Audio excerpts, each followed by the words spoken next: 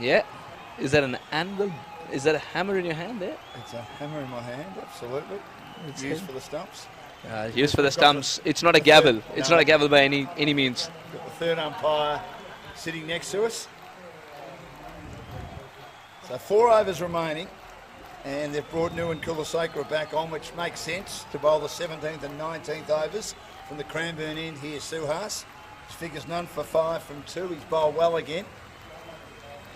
Of course, he plays in the Dandenong District Cricket Association. That could be a great shout. He doesn't need to wait, but now he's still waiting for the decision, but the bails have been whipped off.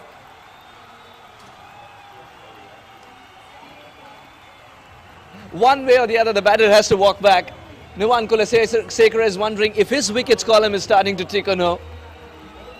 One way or the other, Khatak has found himself in trouble. He was hallucinating a run. Fawad Malook was manacled to the non-striker's end. Well, I thought there was a run there. I mean, we're talking about the fact they've been better when they've knocked the ball around going for singles. They dropped a few metres away. I think actually he sold him a dummy there. Sold him a dummy. Fawad Malook initially thought there was a run. Then he didn't run at all. Just what Pakistan didn't want.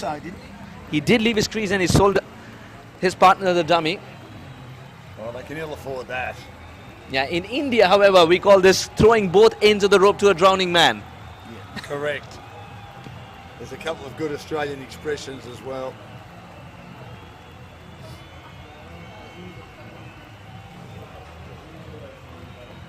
Now that's a bad dismissal, isn't it, for Pakistan? I think it was Navjot Singh Sidhu, the commentator, who said this first.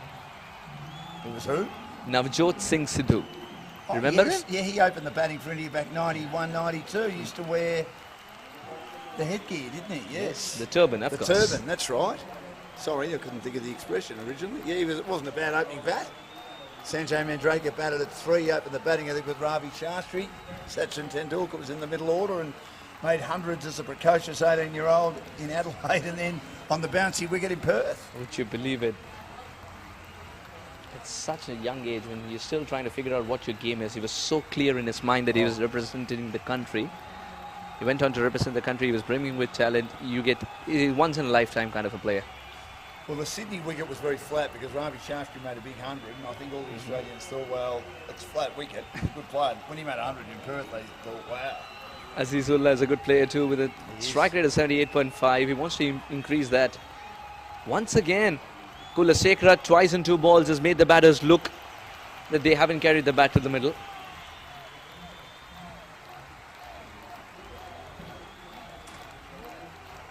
It was almost a replica of the previous delivery. Is he going to hit that length again? Because if that's the case, Azizullah will be prepared. If he's watching the game closely, that is from outside. He didn't quite get the length right yesterday after his opening over. He was a little bit expensive, wasn't he? He knew in Kulasakra, but outstanding today. Full toss and held it to long gone. I think he could have done a little more than that. 5 for 81. Don't think they've got enough yet. What a tidy over this is turning out to be. We're looking at an assault at this stage to create the launch pad for a big finish. That's not the case here. Started off with a wicket. Then Nuwan Kulasakra has only conceded a single in half an over. Is done and dusted with. But their best finisher is still there. Fawad Malook. 15 off 19. 30 not out of 29 yesterday. 34 on day 1. Just to allow those scores to be competitive enough to stay in the hunt or win games. You have your way with numbers, I can promise you that, Dan. And barn animals. I have a way I suppose with arithmetic. I am terrible when it comes to geometry and algebra. Ah, I see. Yeah, the first half of the year in maths, I'd get 75, 80% up to year 9, year 10 because I was okay at arithmetic. The second half of the year when geometry and algebra came in, which are numbers and alphabets too? Alphabet, etc. It would drag me back and I'd fail and I'd only just get over the line because of my good start to the year. That was a good shot, but unfortunately he dragged it straight to mid-wicket. So interesting, Dan. So you were good at the power play, not the death bowling. I was very good at the power play. no good at the dead bowling. That was a good shot there because it was pulled away, it was short. That was, It was also clever field placing as well. He bowled to his field unintentionally then, Nuwan Kulasakara. that was the most confident looking shot in the entire over. Yeah, but didn't produce a result. This is all out. They need boundaries. Is there a Yorker coming up now? Tried to. That's exactly why he was dancing down the track to intercept it before it became a lethal Yorker. Azizullah still doesn't manage to get the denomination he wants. Another single only. 3 runs and a wicket. Mahela would be happy with this over. 17 gone, 83 for 5. I thought he played okay. He played away from the body then because he had to adjust the shot because I think he was looking to smack that and he realised the ball was right on line and he adjusted it and played away from the body but managed to keep it down. So that wasn't a bad shot in the end, even though, as you say, Suhas had only got 1 run. So 5 for 83. Another excellent bowling performance this by Sri Lanka. Everyone doing their job. Jayasundra coming in for his final over. Lots of loud music. I was out there before having a lovely time. Quite a good crowd here to see the final. And the warmest day we've had.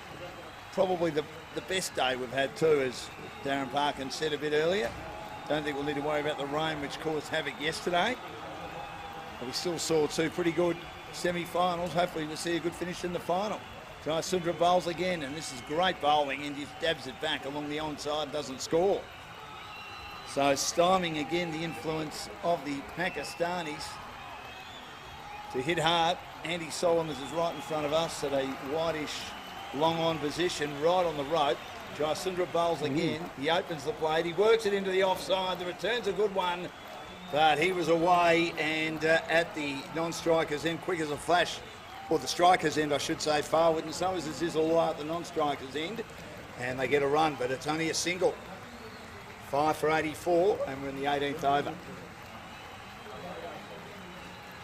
They need some sixes, they need some boundaries, and they need forward Malouk to remain at the crease for the last 16 balls of the innings. So the Pakistan can pass 100 for the first time at the bat in the tournament, and yet they're in the final. A flatter delivery, it's chopped away, a lot of protection on the offside, backward point, and point, Dan, who now goes back to deep point. I'll tell you what, Hemanta is a bowling machine. He's a bowling machine masquerading as a player at this moment. Look at the lines. Bowling beautifully, isn't he, to his field the whole time. He gives this air, ends up being a full toss, plays the VVS Lakshman wristy whip through the onside. I remember that shot, the magnificent century he made in Sydney when he arrived as an Indian cricketer early in 2000, when Justin Lanka made a big double 100 as well. Lot goes to the fact that he started learning in Hyderabad. I remember meeting his coach just recently, was sharing the commentary box with him, Bobby Narasimha. Now he's of course settled in Ireland. And his coach Baik Saab as well, and all of them told me that he used to work a lot on his wrists because Hyderabad produces turning tracks. You need to be wristy to access the gap better. Well, he was one of the best wristy players I've ever seen. Now, a wide was just bowled by Jayasundra. Not sure it was a wide, but it was given. And the umpire's a bit closer than I am. Must have been outside the blue lines. The next ball's a full toss, and it's carved away through the onside through mid-wicket for 1, but they need a boundary from a gift like that. Forward Malouk is 18 and Azizullah 4. 5 for 88, 13 balls left in the innings. Jayasundra bowls again. He opens the blade and works it to short, squarish third man to Azizullah, and another over gone. So 18 gone, 5 for 89. Projected score at the moment 99 if they're going at 5 and over as they are, but they want a bit more than that.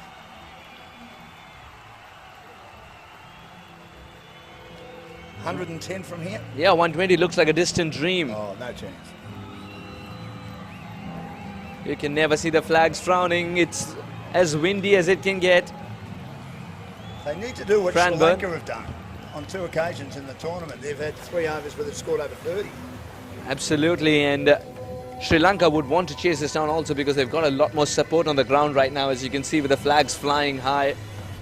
The Lankan Lions are roaring indeed. They've kept Pakistan under check. 18 overs, 89 for 5. They'd take this any day, especially if they're asked to bowl first. DJ Sandy, he's been the one making sure that everyone is grooving to his music. And can hear it. Whether you be in Ivanhoe in the northeastern And- suburbs, Williamstown in the western suburbs, or Cranbourne here at Casey Fields in the outer southeastern suburbs of Melbourne. DJ Sandy's positioning, however, gave you a hammy problem. You had to run all the way there. Oh, that's right, I had to get the microphone and I've come back and I just felt some pain. Remember, I'm old, I'm 53, so my body's just about cooked. Here's Nuwan Kulaseka at the bowler, 19th over, and this is launched, it's carved away, and it'll land safely, but it won't be a boundary. They'll only get 2. I think he's looking to go down the ground. It took the outside edge a bit, but luckily it lands safely for 2 runs. And handy runs. First time we've seen a double score from the bat for a while, as Izula has 7 off 9. Forward Malouk 18 off 22. And it's 5 for 91. We're in the 19th over. Thanks to our major sponsor, Oswood Timber and Hardware, as he bowls a short delivery. one and he loses control of his bat. He didn't break it like Good did yesterday, but he's actually asking, why isn't that a why? Probably the umpire is saying, if you had the bat in hand a little longer, you would know why. You would have reached it. I think he thinks it bounced a little more than it actually did. Typical batter. Correct. Sometimes it's a wide or no, depending on which camp you're sitting in. As simple as that. Oh, he tried his best there. He did. He did try his best. It was a slow one as well. Here's Kulaseka again bowled. He's beaten outside the off stump. He had a flash. He was looking to play that across the line. And you're fraught with danger against a very canny, experienced good bowler like Nuwan Kulaseka trying to play across the line. You don't do Be this. outside off stump. You don't do this every day, do you, Dan? You're telling the batter, this is the line, this is the length, but I'm going to beat you with a change in pace. Now would he target the stumps here? Kulaseka. Well, this deep mid-wicket out on the boundary. Kulaseka bowls. He turns it into a full toss and he whacks it down the long on for 1. They've got to come back for 2 and they don't. They don't. He had to come in a long way. He took the pace off the shot in the end a little bit because he didn't quite get it in the middle. It's more off the toe of the bat. And they really should have got 2. This has been a masterclass of death bowling yet again from Sri Lanka. Then at one stage, Pakistan 11 looked like 120 would be easily achievable by them. Not to be now. Well, Just 3 runs of the first 4 balls in the 19th over. they've only Incredible. lost 5 wickets. Now for the left-hander, again, Fawad Malouk, who's done it so many times for his country. Pakistan 11 require another big finish from him. He was able to get a 6 and a 4 back-to-back in the previous game. That's what added respectability to the total. Back of the hand, slower delivery, gently guided. I think Nuwan Kulaseka has sent a memo to Fawad that I cannot provide you pace you want, you can provide the power. He played that well then. He read it nicely.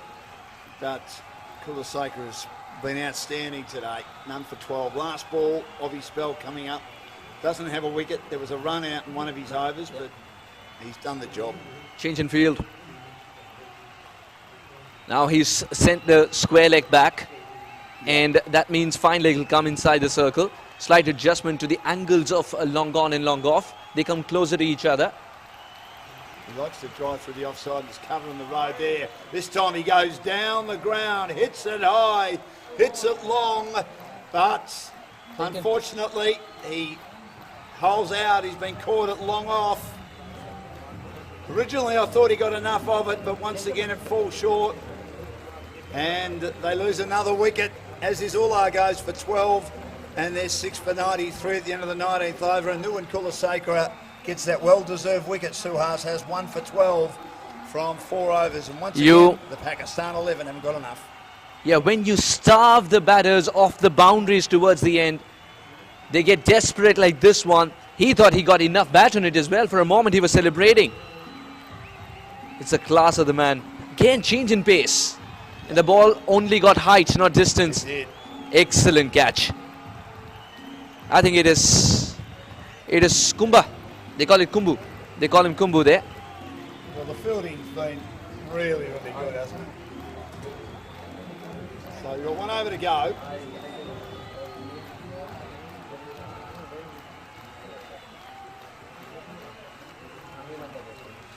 Hemanta Jayasuriya, known as Kumba or Kumbu. Took the catch with the green shoes on.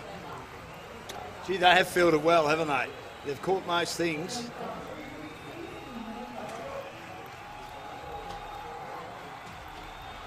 And they just got to try and see if they can have a good over here. They haven't had too many double figure overs, have they? That's been another issue for them. But up against him right now is a man who has been absolutely brilliant when it comes to bowling the final overs. He's killed the game so many times. He's brought the game in his team's favour so many times.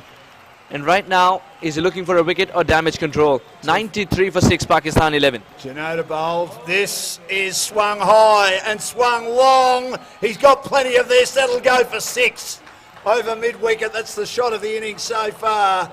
Not only did it go high, it went long and it kept going and it's made its way into the city. Terrific shot. Once again, it's Fawad Malook who's providing the respectability to the total.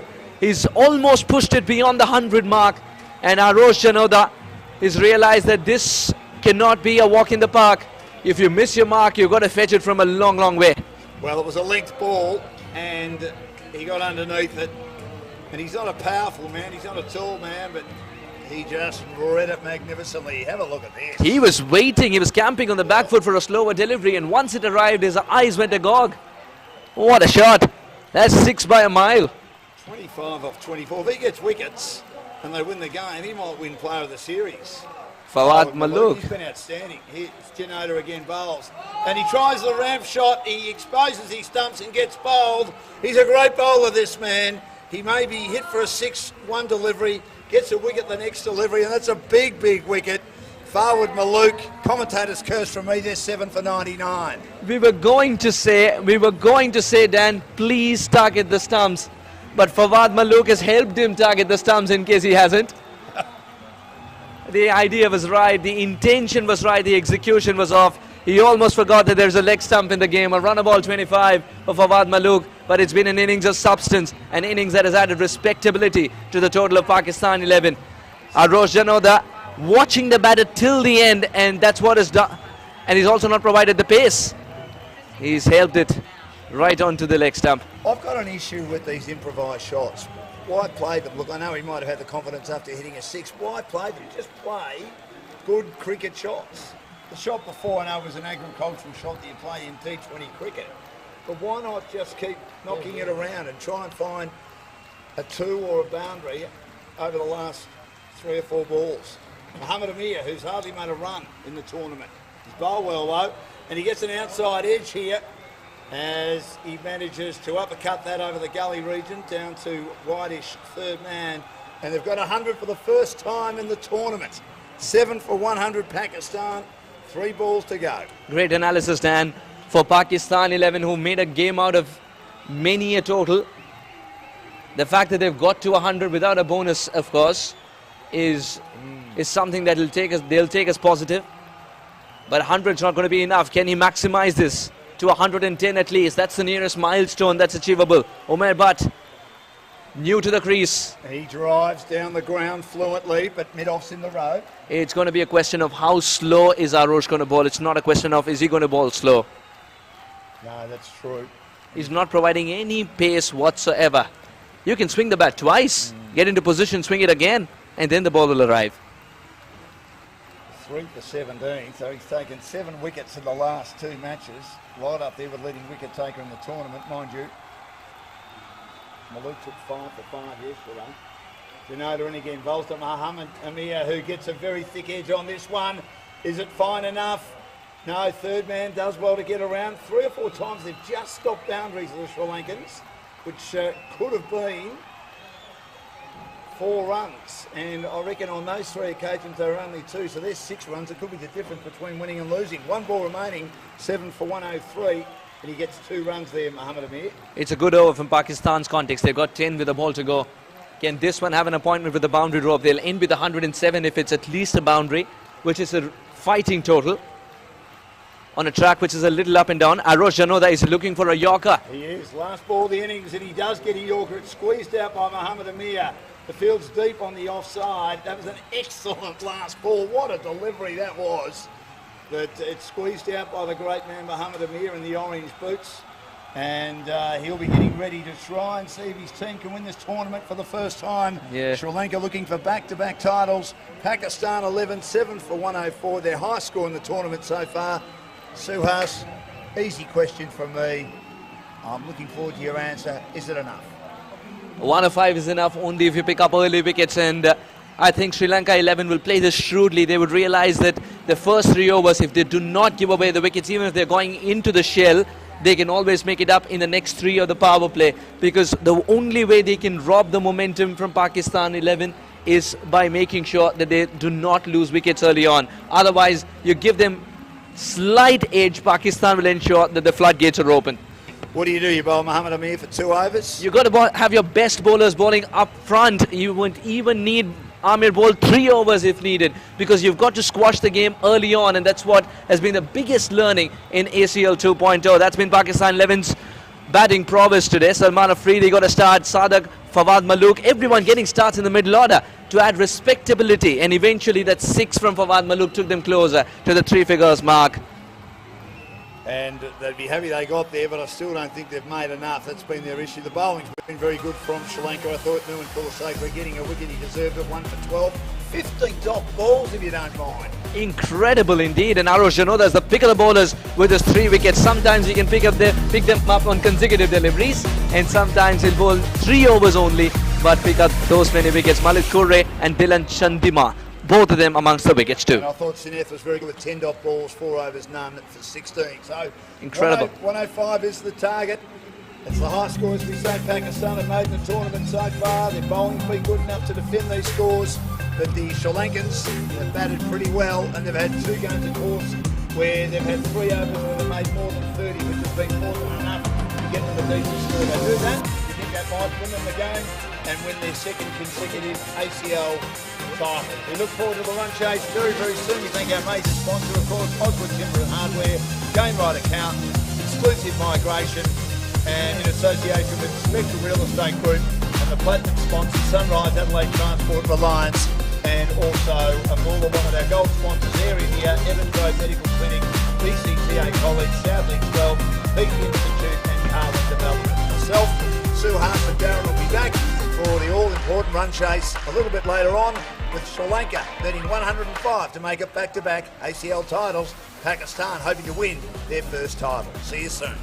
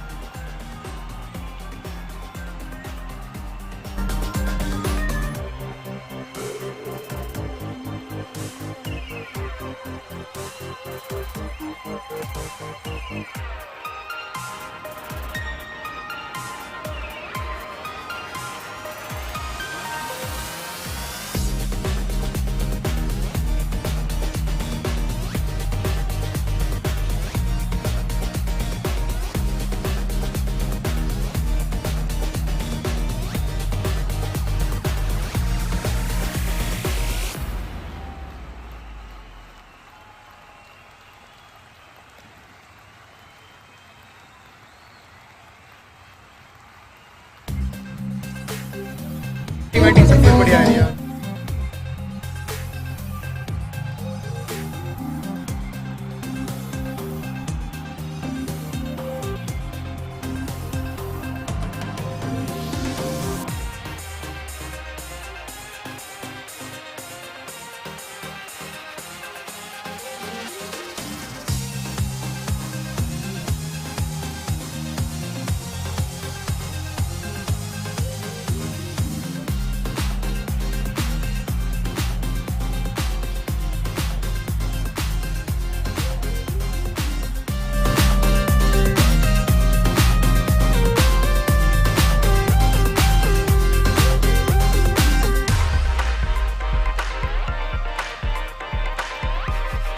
Innings break here. Sri Lanka's bowling has completed and wrapped up, and we're chatting to Nuwan Kulasakara, who has been kind enough to join us after a wonderful spell out there.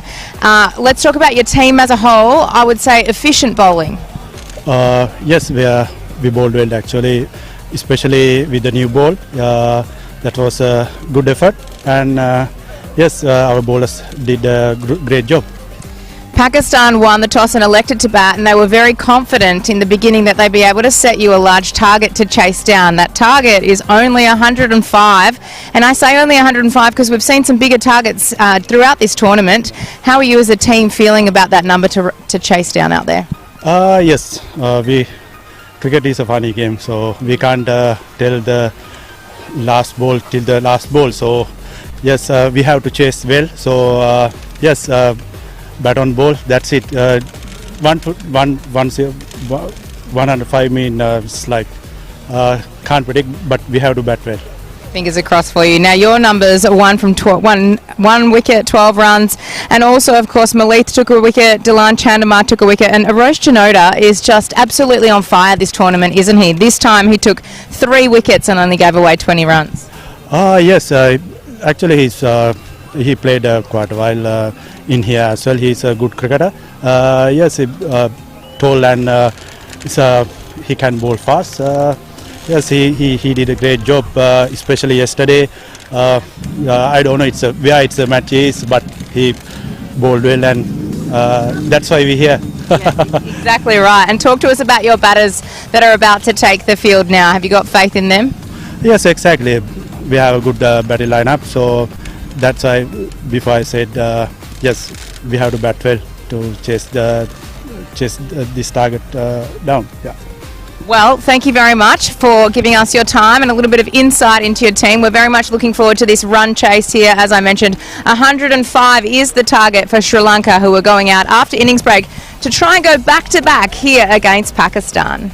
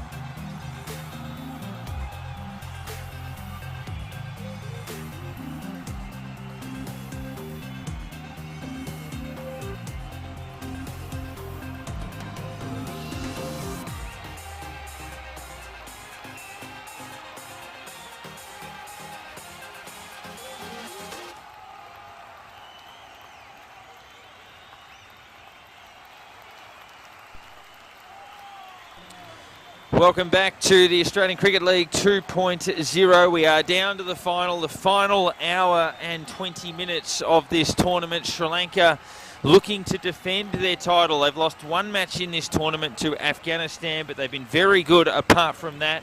And they need 105 to lift that magnificent, massive trophy that's down in front of us for the second time. Pakistan have bowled beautifully all throughout this event. Can they do it one more time? They've got 104 to defend. They had to defend 103 against India. They took it to the last ball. They bowled the World 11 out for 94. And yesterday they defended 90, bowling Afghanistan out for 68. This is the toughest challenge, but runs on the board in a final, always important. Darren Parkin is my name. Dan Lonigan, nice to have you alongside of us. Can they win it, Pakistan? Well, I'd say they can. I've just spoken to Dark Christie, who's the coach, and the coach is Sahel, the captain at Naval Park. That's the connection here. He said, you've got to remember, they've got two post bowls. We can score on them. They've got five. It's true. And they've got good spinners as well. And obviously, Muhammad Amir, 119 test wickets. How many could he have taken? He's a 200-wicket test player, you would think. Probably, yeah. Yeah. Ripped Australia and England apart at test level. Aziz has been a good bowler. Fawad will get his opportunity. He's been excellent. And it is Muhammad Amir to tear in from the peninsular end. Dylan Chandamark back into the side will open the batting for Sri Lanka. And a good time for him to get some runs. Mahodi, who's been excellent in the early part of the tournament. Slipping place. Here's Muhammad Amir now, wide of the off stump. We saw how good Kanaka was yesterday. He took everything behind the stumps. Mind you, I'm going to give a shout out to Donald Smith. They could tell you that run out yesterday turned the game against India. And the stumping today. You think you got enough? It's defendable. It's probably still about 10 short of par. I reckon 114. If you add 10 to this, they're going to have to bowl very well, but they can win. He's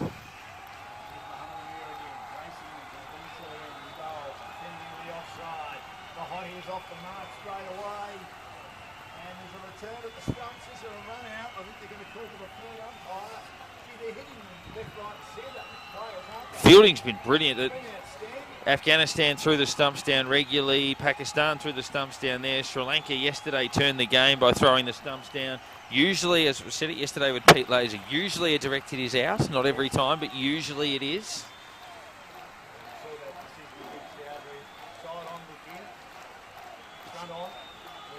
And particularly if the ball doesn't leave the circle, if it's in the inner circle and a fielder throws the stumps down, you think of Jonty Rhodes, Ricky Ponting, Glenn Maxwell, even Viv Richards back in the day. Masters at doing just that. That's home. There you go.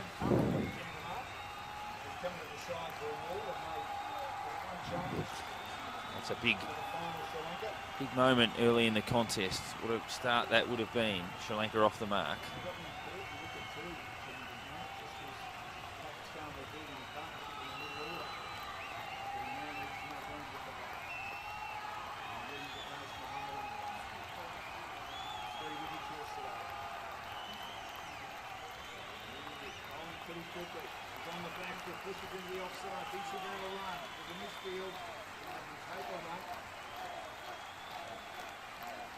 point region. It is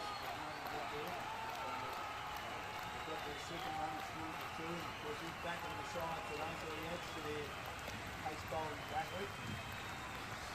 He does. That little misfield, so Pakistan are going to have to be right on the money as they were with that first ball that hit the stumps. They can't give away any loose runs.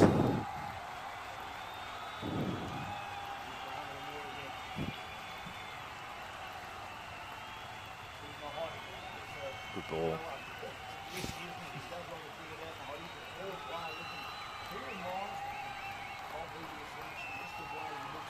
Yeah, yeah. Arguably the greatest player of spin bowling in the history of the game, almost, VVS Laxman. Yeah.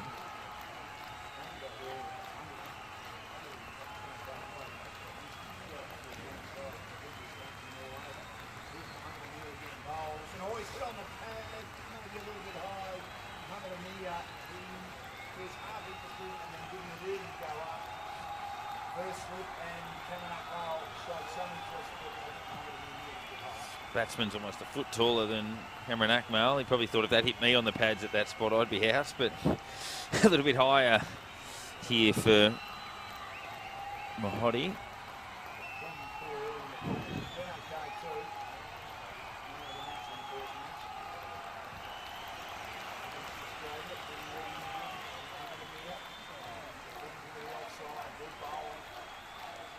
So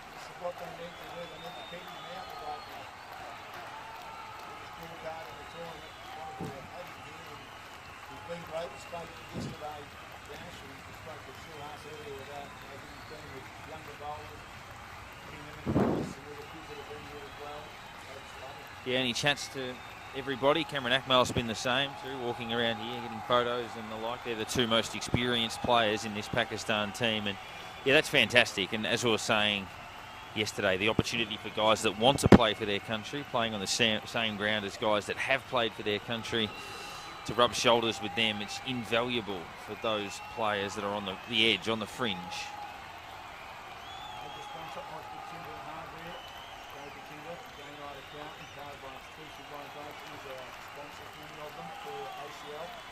You'll see exclusive migration on those Pakistan shirts.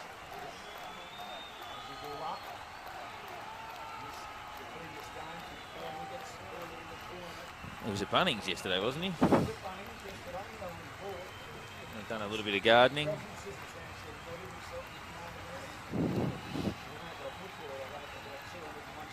Shane Mumford.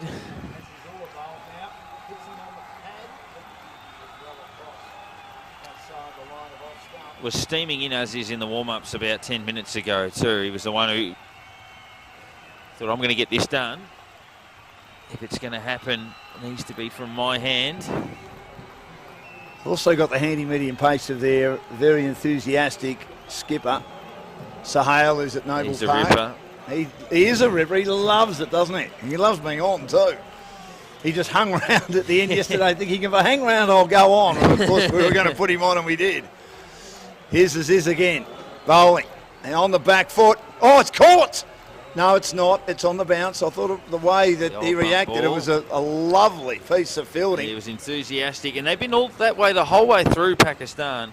If you look at them all week, if we just have a look at this replay at the old bump ball. Was well taken catch. In there. Selman did a good job there. Ready, but Pakistan, all their players have been here all week. They've been watching every game. We saw the celebration when their final spot was secured.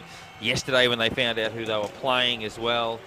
They've been fully engrossed in this tournament all the way through Pakistan. It's been terrific to see. That was a good shot on the back foot, but a good piece of fielding. Aziz in again, bowls. Oh, beats him outside the off stump, cuts him in half. That was a Jaffa, Darren Parker, one of the best balls we've seen not to get a wicket in the tournament so far, in my humble opinion. Well, it's not to say they will win, but if you wanted to know if they can, the opening 2 overs suggest that they can. Obviously, Mohammad Amir only went for 2. Aziz Allah's beaten the bat a couple of times.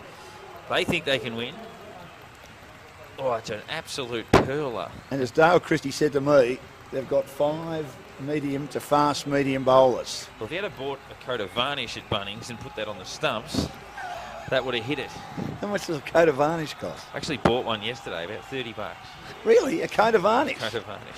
What are you varnishing? Tell us about that in a second. Here's Aziz bowling now, and on the back foot, chops it away again. There's a misfield by the man who was involved in that great piece of fielding before Selman. Might have got a little bit of an unkind bounce then. Got a piece of outdoor furniture that sits in the garden. It always gets varnished every summer. Oh, yes. Popped that on this morning. Very good. We had a seat like that years ago. I used to love doing it, actually. Yeah, it's good. Nice to get out in the sun. So Like mowing the lawns. If he had bought it and put it on the stumps, then he'd have a wicket. So a run there to Chandamar, and it puts Mahotti on strike. None for 3.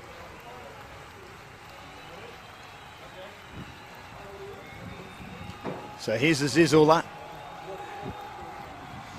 A long run up, nearly coming off the side screen, like Merv Hughes did at the start of his career. He bowls and he takes an outside edge. Second slip is in place there, and he stops it from going anywhere, Yusuf. As he opened the blade, he was certainly squared up. I think it was an intended shot. He rolled the wrist to keep it down, but Yusuf was there, and it's the old wandering split that Jim Maxwell, my ex-colleague at the ABC, calls between second and third. Yeah, it's slip. a floater. Yeah. Well, Sri Lanka won't panic here. They've handled every situation well in the series. It's a slow start, but they've kept wickets, haven't lost one early, and they'll fancy themselves as a chance to win from anywhere. They're facing the best fast bowlers in the competition. A big battery of them, as we've said. Aziz in again bowls. He opens the blade. Mahotti.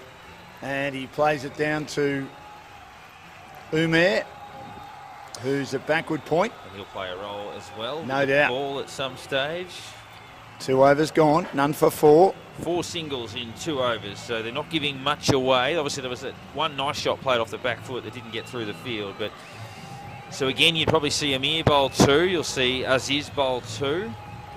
And then you'll see probably some rotations through this battery of quicks that they've got and keep a couple up their sleeve. When do you bring forward on? Pretty early, I would think. Maybe last over the power play, perhaps. He batted well again, got 25, and then he tried one improvisation too many. So here's Muhammad Amir for his second over. And jamming down on it is Mahotti into the offside, no run. Again, as is often the case, teams employing a pretty stacked offside field. First slip, squarish third man, point. It's good technique, Mahotti. The bat. Very good. Looks like he'd be a good longer form opening batsman as well. Change the field around a little bit. There's a short straight mid-wicket coming in now. And a deep cover and an extra cover. Here's Muhammad Amir bowling. And it's Yorker length, but it's slightly over-pitched. It's flicked away through the onside for 1. Again, shifting on the crease, but playing it nicely. Mahotti, he has 3 and it's none for 5. So he's got that sort of Graham Goochie type stance. Mahotti almost in a baseball type position. Tony Gregg was the first with that. And you often wondered, could he ever get the bat down for Yorkers? A few times he couldn't, especially Jeff Thompson in that famous 74-75 series. Here's Muhammad Amir again. Oh, that's an absolute corker. Nice We smile. saw one earlier from Aziz in the last over. If that was a good delivery, that was even better. And nothing Delan could do about that. Delan Chandamar, he just needs to acknowledge that was an absolute ripper. I wonder what's more intimidating for the batsman, getting the death stare from the bowler, or what Muhammad Amir then just a big grin as if to know, yeah, I'm in a rhythm. There's been a few more of them coming, I think. Yes. The wicket looked dry. Both of us went out there. Here's Muhammad Amir again. And he defends on the back foot, pushes back to the bowler. That's good bowling. Short of a length once more. They've made a good start here, haven't they, with their bowling? Certainly have. There's a man out of deep backward square. If he decides to go short.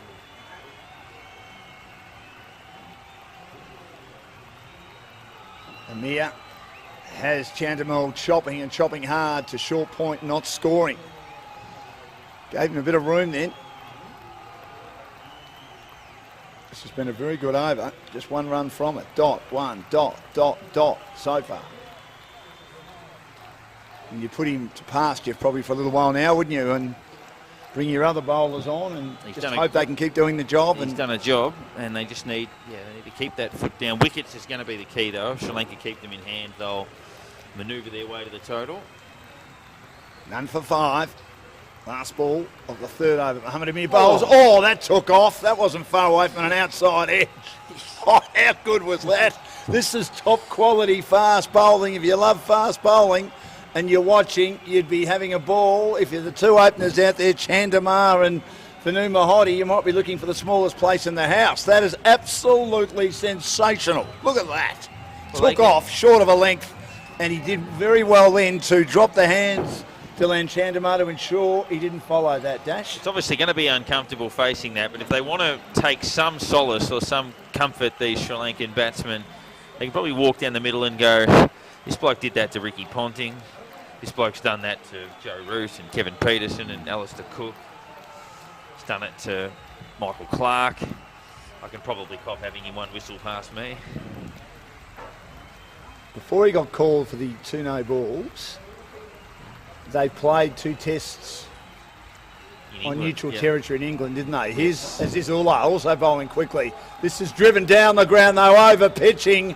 And unfortunately for Pakistan, mid-on is a little bit square, and that was a straight drive out of the top shelf from Vinu Mahodi. Beautiful shot, and that just arrests the pressure a little bit. None for 9 at the start of the 4th. As What I a said, shot. they've got so much experience. He's come down the track to a guy bowling pretty quick too, so you're not going to intimidate this Sri Lankan team. They might get him out, they might be too good, but the Sri Lankan team aren't going to back away from it. They're making a very strong reputation in this tournament. They might take the trophy home for the 2nd time. I've met him a couple of times as Azizullah. He's playing for Lindisfarne down in Tasmania, one of the Premier Cricket teams. Good bowling, and he jams down on that. That's a good follow-up. That's a sign of a good bowler. Yeah, so he took 5 and destroyed Australia. I think in the 2nd test of that series, Tim Payne and Steve Smith made their debuts. And Smith batted at 8. He did. Baffling, obviously, on reflection. He was picked almost as a leg spinner who could bat. He had the whitest of white hair, like my son Alex did when he was 3, 4 and 5. And I did too, snowy white. Probably didn't know that at that point he'd be in contention to be Australia's 2nd greatest batsman. In contention. I'll emphasise, obviously with the likes of Greg Chappell, Steve Waugh, Ricky Ponting, Alan Border. This is dragged across the line. And it wasn't probably short enough to play the pull shot, but Are they the 5? cross-batted shot is okay. Would you say, so obviously we know who 1 is, but would you say that the 5 contenders for 2 are G. Chappell, Ponting, Border, Steve Waugh, Smith? All very different players. All very, very different players, yes? Yeah, no doubt. Probably Ponting at 2. Probably. Because you've got to I look at the think so, longevity, yeah, don't you, I on the think number so. of tests he played. I know there's a lot more test cricket played than when someone like Greg Chappell played. He did lose 2 years, didn't he, through World Series and you look cricket. at the era of And fast bowlers that Border faced and Correct. Greg Chappell faced. They were unbelievable, but Ponting's record's out of this world. Here's Mahodi again. Oh, no, it's Chandamar, I should say. Off the back foot, gets one around the nostrils again, but played it pretty well. And just allowed it to hit the bat to get it down towards squarish third man. We're and the talking score goes earlier to in none the for tournament 11. about Pakistan and how obviously their quicks are very good here, but historically they've always had very good fast bowlers, and as a result they've usually played all right in places like England and Australia, more so than some of the other subcontinental teams. When I was growing up, Safras Nawaz was an interesting bowler. He took 9 for 1 against Australia in a test match in March at the MCG. He's on the walk on this occasion, Vinu Mahodi, and gets beaten outside the off stump. Aziz saw him coming and he made sure it was of Yorker length, well up delivery, and beats him all ends up. Let's have a look at this. Oh, that wasn't far away either. He came across his stumps looking to whip through the onside, knowing that there are gaps, if he doesn't hit it too straight, because there's a short straight mid-wicket fielder looking at him 10 metres away in a catching position. Good comeback after that. Getting belted down the ground for 4 off the first delivery. None for 11, yet to lose a wicket. Not scoring a lot of runs though. The target is 105 for them to win the title for the second year in a row. He drops this on the onside, took a hand off the bat. The fielders are pretty deep on that onside. Just knocks it a few metres away. So now we get to probably the first bowling change. We've had the 2 quicks, Muhammad Amir and Aziz Allah, open up. You'd think that they'll keep Amir with those 2 for a bit later on, even if they break them up and he bowls 1 in the middle and 1 at the end. Cameron Akmal's chatting to his skipper. They are going to make a change here. They need to have some wickets though, don't they? Yeah, they've got to break through. If they control this power play without too much damage,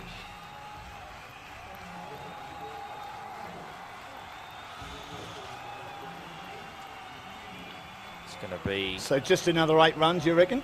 I think so. Umair Butt coming in. Yes. I think so. So Pakistan, I think, the end of the power play with 1 for 23, I think. Or thereabouts. The best power play of the tournament. But again, they just didn't make enough runs. They were happy, Dale Christie, the coach, with their ability to turn the strike over and get singles. But again, they found it hard against the pace bowlers. But as I said to you a couple of times, Dash, they're confident with the 5 that they've got. They'll be hard to score off too. Here's another one, Umair Butt, pushed into the offside. No run. Good field set. Yes. Saving runs. So bowling to his field, 2 in close on the offside. The point cover, or sort of 2 covers. Mid-off there as well. Mid-on. So of course only a couple out in the power play. They've got mid-wicket, deep mid-wicket, backwards square. And Kartak there at point. Yep. And the third man's the other one outside the circle. Doing the fielding, Umair Butt, replacing Muhammad Amir from the Morning Peninsula end. Bowls again. And this is down the leg side. Taken well by Cameron Akmal. There might be a run out. He's been slow to get going. He was ball watching Vinu Mahodi. He was lucky his teammate said there's a chance for a run here, and Cameron Akmal had to move across his right-hand side. And they get a run. And actually it was off the bat. And the ball was in slow motion too, just coming down the track back towards the stumps. It was like the 1999 World Cup revisit. Yeah. Again. Which Damien Fleming keeps saying that it took forever the ball to get where it needed to go. It grew a beard. I've heard him tell that joke about 4 or 5 times when I've hosted him at a corporate, especially on Boxing Day. And he's really taken, I think it was Jeffrey Boycott that started with the corridor of uncertainty, but Damien Fleming with avenue of apprehension and doorway to departure and hallway of hesitation. Yeah, hallway of all these magnificent expressions. They are good. Here's Umair Butt again, bowling. Almost like a slinging action, and he pins Chandamar to the crease. He drops into the onside and can't score with a beautiful delivery. Pacific Bale doing the fielding in there close, so they're doing a good job. Obviously, there's been the 1 loose delivery that was punished, so Sri Lanka pounced on that. Good contest, Sri Lanka not taking unnecessary risks. They're hanging in there, and Pakistan giving them very little room to move. The size of the big trophy, if they win it, they'll need 10 people to carry it. Here's Butt bowling again on the back foot.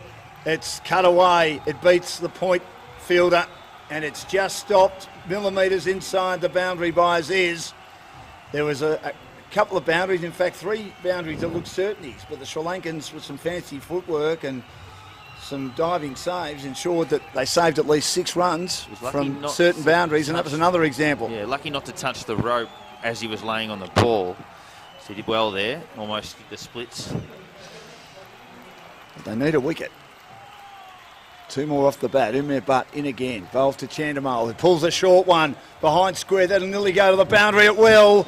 That's the shortest ball and the loosest ball bowled so far.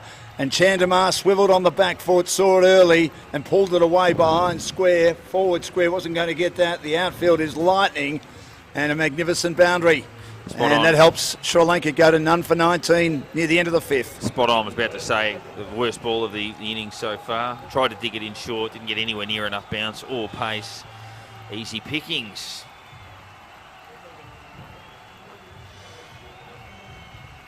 Vermeer, but none for 7. Last ball of his opening over.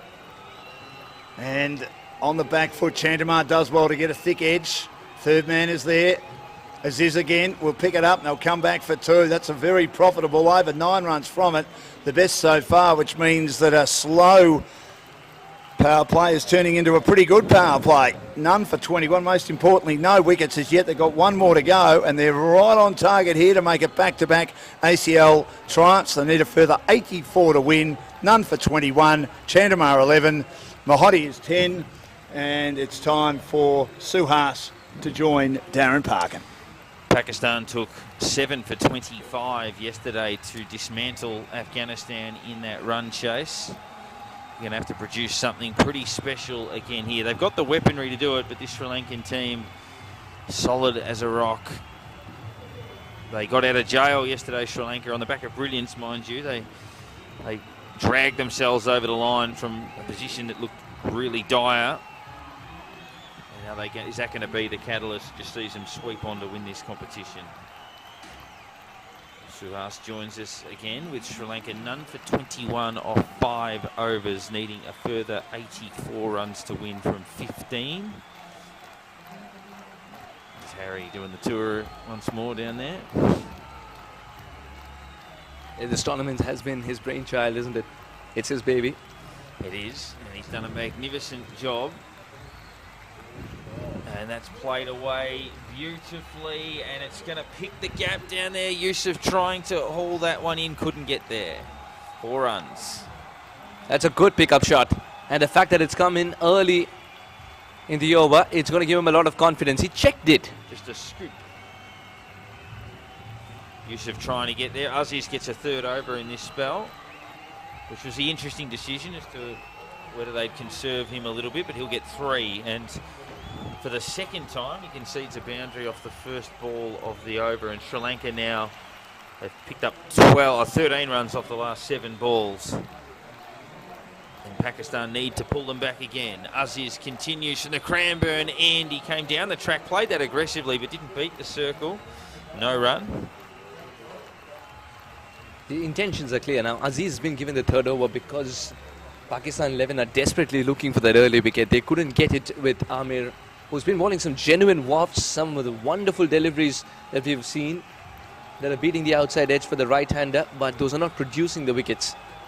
Captain believes Aziz getting another over might eke out a wicket. That's not the case so far because Sri Lanka 11 have treated him with disdain to start with, and then after that quietly picking up singles. As a captain, would love a few more to defend, but he's done well to work with what he has, and that's going to be a breakthrough. No. Excellent catch. He's got it. He got it. Cameron Akmal was low to the ground to the right. It was rather innocuous, the bowler just sort of strolling down, but he has got the breakthrough. The plan has worked. The plan has absolutely worked. Azizullah getting that additional over. The captain demanded a wicket and he's provided that. Cameron Akmal low to the ground to the right, almost shook his head as he got up. Probably knowing the job that is in front of them, but they're up for the fight, and Azizullah gets the 3rd over and gets the 1st wicket as a result. The decision of the captain to persist pays off, and they get a little window in here with 3 balls left in the power play. Sri Lanka still only need 5.5 to an over, but runs on the board in a final, a significant thing.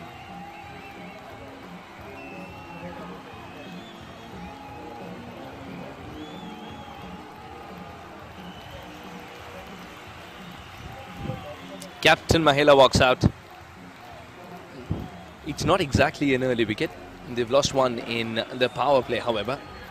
It's good to see that the semi-finals were unfortunately rain-curtailed games, so we got 18 overs, but still they were as close as a game can get. Yeah, tremendous games. It's good to see. It's good to get a full game today. Yeah, that was the best day's cricket of the tournament, the semi-finals yesterday, and this final looks like it could go down to the wire.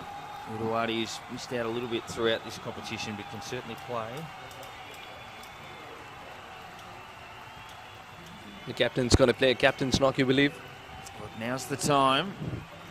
He'd love to get amongst them here. He'd love to be there at the finish, and he'd love to pick up that massive trophy.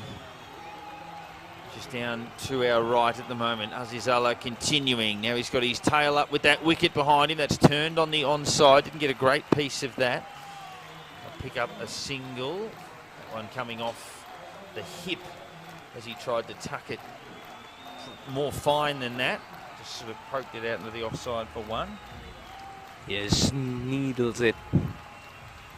Just a little bit of edge, and that is enough. That's a good catch, however. It was. He was trying to run out a third man, you believe, by opening the face of the bat, but it was too close for him to do so. Yeah, that's the temptation when the slip is out to just play balls through that area. But if you only tickle them, the keeper doesn't have far to go. Very business-like reaction from Pakistan. Not a lot of celebration in that, and that one's gone over the top of the keeper, picking up pace down to the boundary. Second 4 of the over. And as much as Pakistan got the wicket in this little stint from Azizallah, they just cannot be leaking boundaries with what they have to defend. Not from the middle of the bat, but still deliberate. He's played it beautifully in the end. The awareness that there was no slip in place and third man was very, very wide. On an outfield of this kind, that shot was on. Certainly was.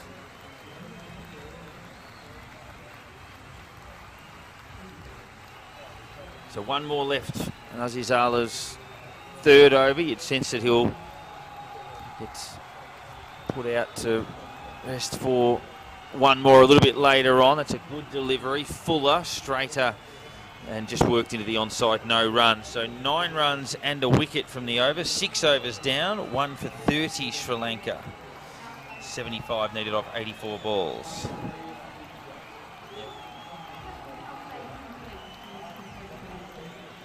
Azizullah bowls half the power play. That's an interesting decision. It is. But it worked in his favour. That extra over that was given by the skipper, it worked. Produced the wicket. It did. We'll see. I think forward at some point to get an over. Will Umair get another one here? Will they open up with 8 overs of pace? They will not. It is Arwan who comes in here. Kumar Arwan. So we're going to see a bit of a change of pace from Pakistan. How do you think they'll manage forward after his fifer?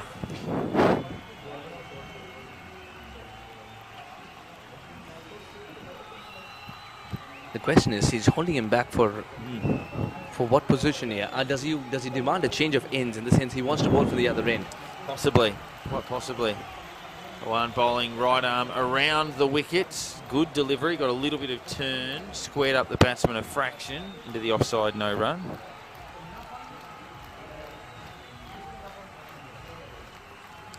So he'll get through his overs pretty quickly. Bowls that one a little bit quicker and again played to cover and again no run. So Pakistan trying to tighten the screws a little bit on Sri Lanka in this over. This is a very good delivery. For a new man in, you want to tempt him to drive. This came out of the front of the hand. We're back live. And he gave him a bit of room there, smacked it through the offside, well fielded in the deep and keeps it to 1. That's a pretty good effort, and the throw right in at the base of the stumps. Captain Mahela is underway. And Yes. those were the first runs of the over as well. Yeah, he gets off the mark, 1 off. You look at this over, it says 0-0-1. You look at Kamar Rawan, his jersey says the same. And he'd love if the next 3 deliveries did the same. 0-0-1, 0-0-1 would suit him just nicely. Sure, Umair wouldn't like the 0-9 next to his name.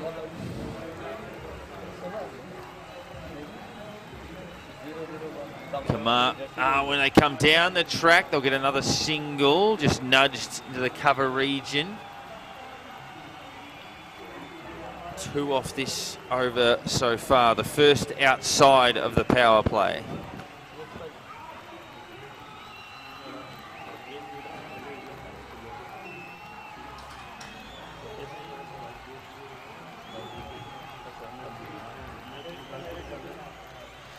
Cut away through points, tidied up just there by the sweeper. They'll come back for 2.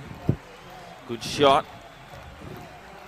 fielder in the deep. Khatak has done a lot of running, first towards his left and now towards his right. He's saved at least a couple of boundaries. And I just love the fact that Akmal is so good at creating the angles. Umair has now come back to a wide long off where he was initially positioned at the start of the over. And it was Cameron Akmal that made that fielding change too. And it's good work because Umar's going to come across and save a couple of runs that would have gone to the boundary as well. So good game awareness from the keeper. And this is good cricket all around. Sri Lanka 11, Beach 2 more. So end up with 6 off the over, which had started well for Pakistan. 1 for 36 off 7, 69 runs required off 78 deliveries.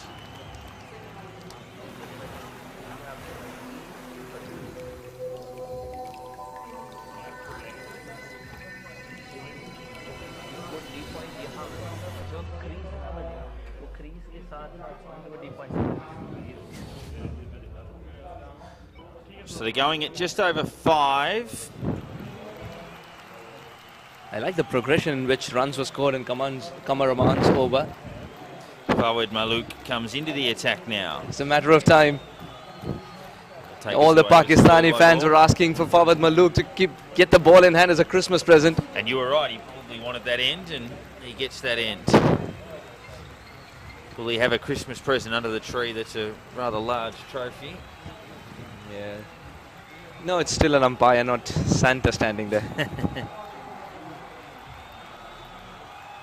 Beautifully guided, will pick up that single. He's not testing the arm of Khatak. He's seen how quick Khatak can be. That's one thing they can't afford here, Sri Lanka, would be a run out there. They've got the game roughly where they want it. A loss of wickets would be the only thing that can curtail them at this stage. Fawad Malook's not giving that additional bit of pace.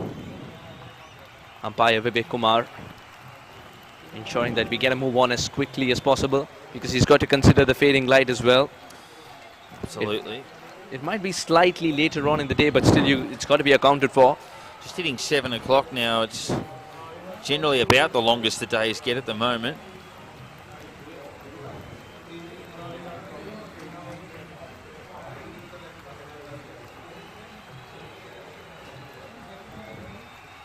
The umpire has also signed up for daylight saving. A lot of different time zones in Australia, of course. So Melbourne and Sydney on the same time zone. Queensland in winter are on the same time zone, but they don't have daylight saving, so they're an hour behind. And how do I always am surprised, how does one find out that there's daylight saving applied? Is it on the newspapers, or suddenly you wake up and you realize you're running 30 minutes late? Because in India, we just have the same time everywhere, even though we should have a couple of different times. The clever part about these days with phones, if they're set for whatever region you're in, it will change automatically. But we're always given the reminder, usually on the news, they're like, okay, overnight you've got to wind your clock back, or you gain an hour, lose an hour. Basically, summer, start of summer, end of summer. In India, the problem perhaps is punctuality, not different times. Now that our clocks are running 5 minutes behind. Well, Queensland, the state that has more sun than anywhere else in Australia, they don't have daylight savings. They probably figure they don't need more light. But the sun They comes have up, saved me from daylight. Well, the sun comes up at 5 a.m. in Queensland, pretty much. So good luck sleeping in up there.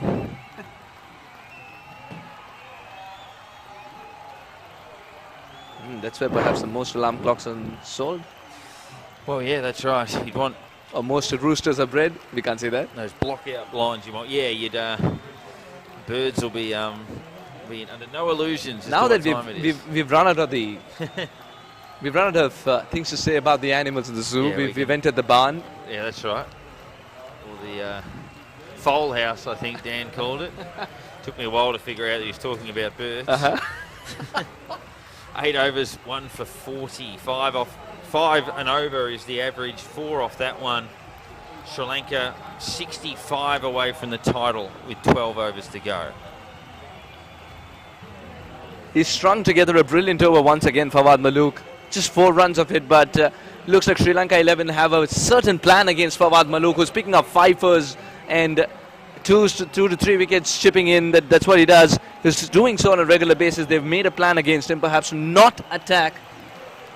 Yeah, he might be the one they sit on this time, given he ripped the game apart yesterday against Afghanistan. That also means if you're not targeting Mohammad Amir and if you're trying to milk the bowling of Fawad Malook, you've got to target some other bowler, because it's not going to be a walk in the park on a track of this kind. Well, this target is continuing, bowled the first over, or his first over from this end, and went for 6. He'll continue again here around the wicket.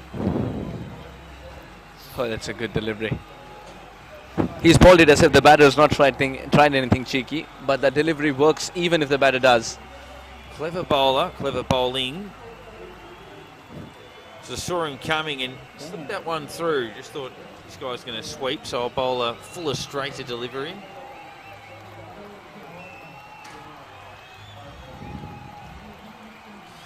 Pushes that past mid-off. Numair coming in off the line. So they've got a mid-off and a long-off. Mid-off just moving a little bit wider now in the direction of cover. Kamran Akmal does not like the fact that a single is considered without any resistance whatsoever. He's working so hard with the angles. Yeah. He wants the fielders to swoop in as much as possible and as quickly as possible. And they have to, simply have to if they're going to win this game, Pakistan. The rounded bats, if you look at it again, the bats are well rounded. Dhoni started it when he travelled to Australia. He says better connection, you do not get caught out if it hits the toe end of the bat. And that's probably adjusting from subcontinental pitches with that lower bounce and the spin to the higher, more trampoline-y bounce that you get in Australia. The touch of the gloves, the touch of the helmet, everything reminded me of Dhoni for a second. With the rounded bat in the frame, big appeal. Oh, that was close. But that was a solo, he needed a chorus. It's a very good point. He didn't get a lot of support. The backup singers lost their voice in the Pakistan field there. Look, they're just turning too far, missing leg. Yeah, that would have definitely missed leg. Yep. Great decision by umpire Sahan Veerasekara. The umpiring has been encouraging turn though, excellent for the bowler to get that much drift and then spin off the track. That spun too far for him to get that LBW. Right, it's just enough spin once again. Spins become like salt. You need just enough. That's a very good point.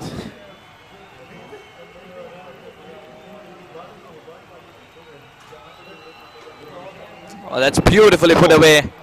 That's racing away to the fence. Excellent try, but he needs to get back in play, does he? If he saved that, that's a huge effort. If he did, then how many runs has he saved as well? Because he's himself doing the cleaning up work too.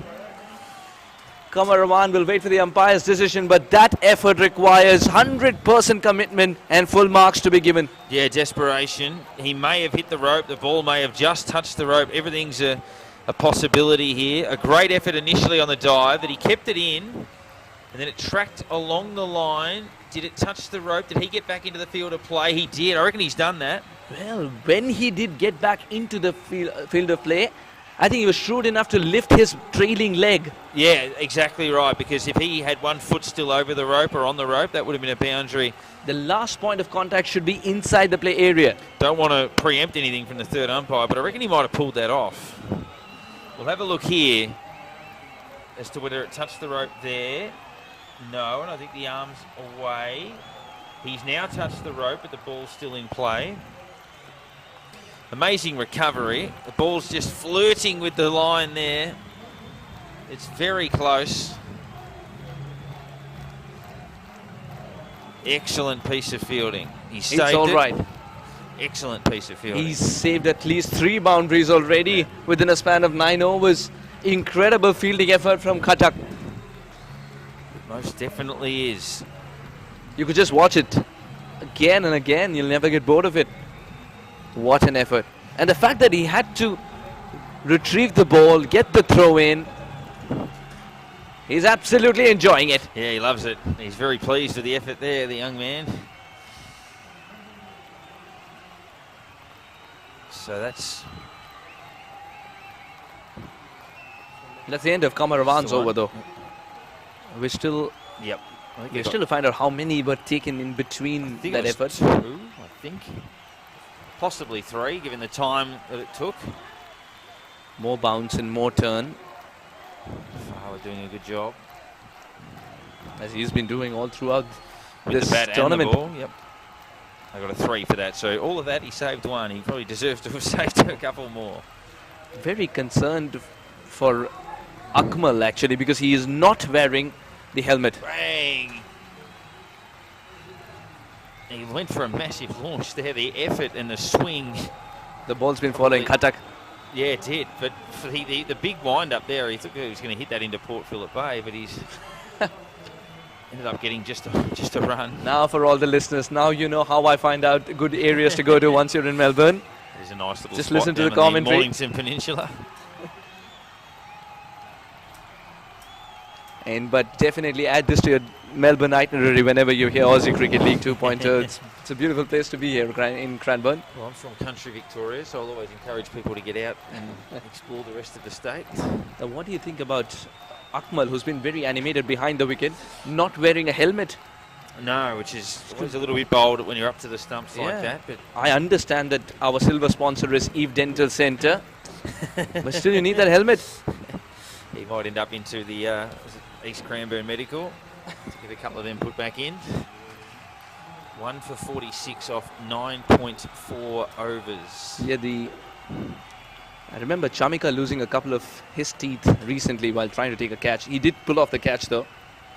Brian Lara playing a sweep shot at the SCG into Ian Healy's head. Actually knocked the cap off his head. Ian Healy was all right. It certainly hurt him, but good over from Maluk. 4 consecutive dot balls. 1 for 46 off 10. I'll jump out for a few overs. Dan Lonergan will take you through the next little stint at the halfway point of the innings. We'll round up Dan in a moment, actually, as to where he might have found himself. Sri Lanka, We'll get Dan in a minute. Dylan Chandima, 18 of 28. Lovely start. Can he continue? Along with the skipper now out there. Azizullah has been the only one to have provided the wicket. That too of the third over. So they've got 2 left for Amir, 2 left for Farwards, 2 left also. Are you still Dan searching or are you done searching? I'm done searching. Very good. At the halfway stage, 46 for 1. Oh, what a good delivery. Awan is tempting the batter to go for the sweep shot because that's the only area open behind square. So Awan makes it 5 or 6 consecutive dot balls in the match. So that gets the run rate up to 6 for the first time. That's not a bad idea at all from Mahela. Tap and run. It seems to work. It does. And long may its efficacy continue, because that's how you build an innings. When you're trying to chase down, you always have an eye on the required rate. It's right now touch 6 exactly. That seems to be doing a good job here. Run a ball 58 required for Sri Lanka to be crowned champions. Can Pakistan turn it around with a wicket here? Another single. A single will suffice at this stage, but a bit of risk taken for this single.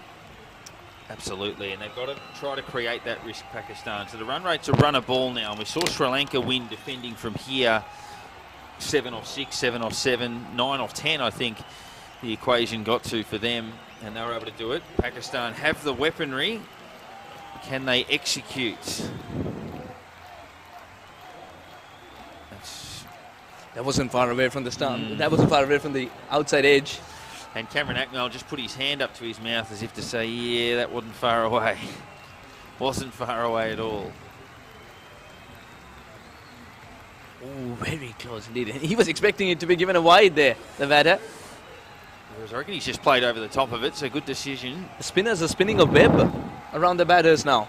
Fawad Maluk gave away just 1 run. Qamar Awan's also giving away 4 with this excellent double.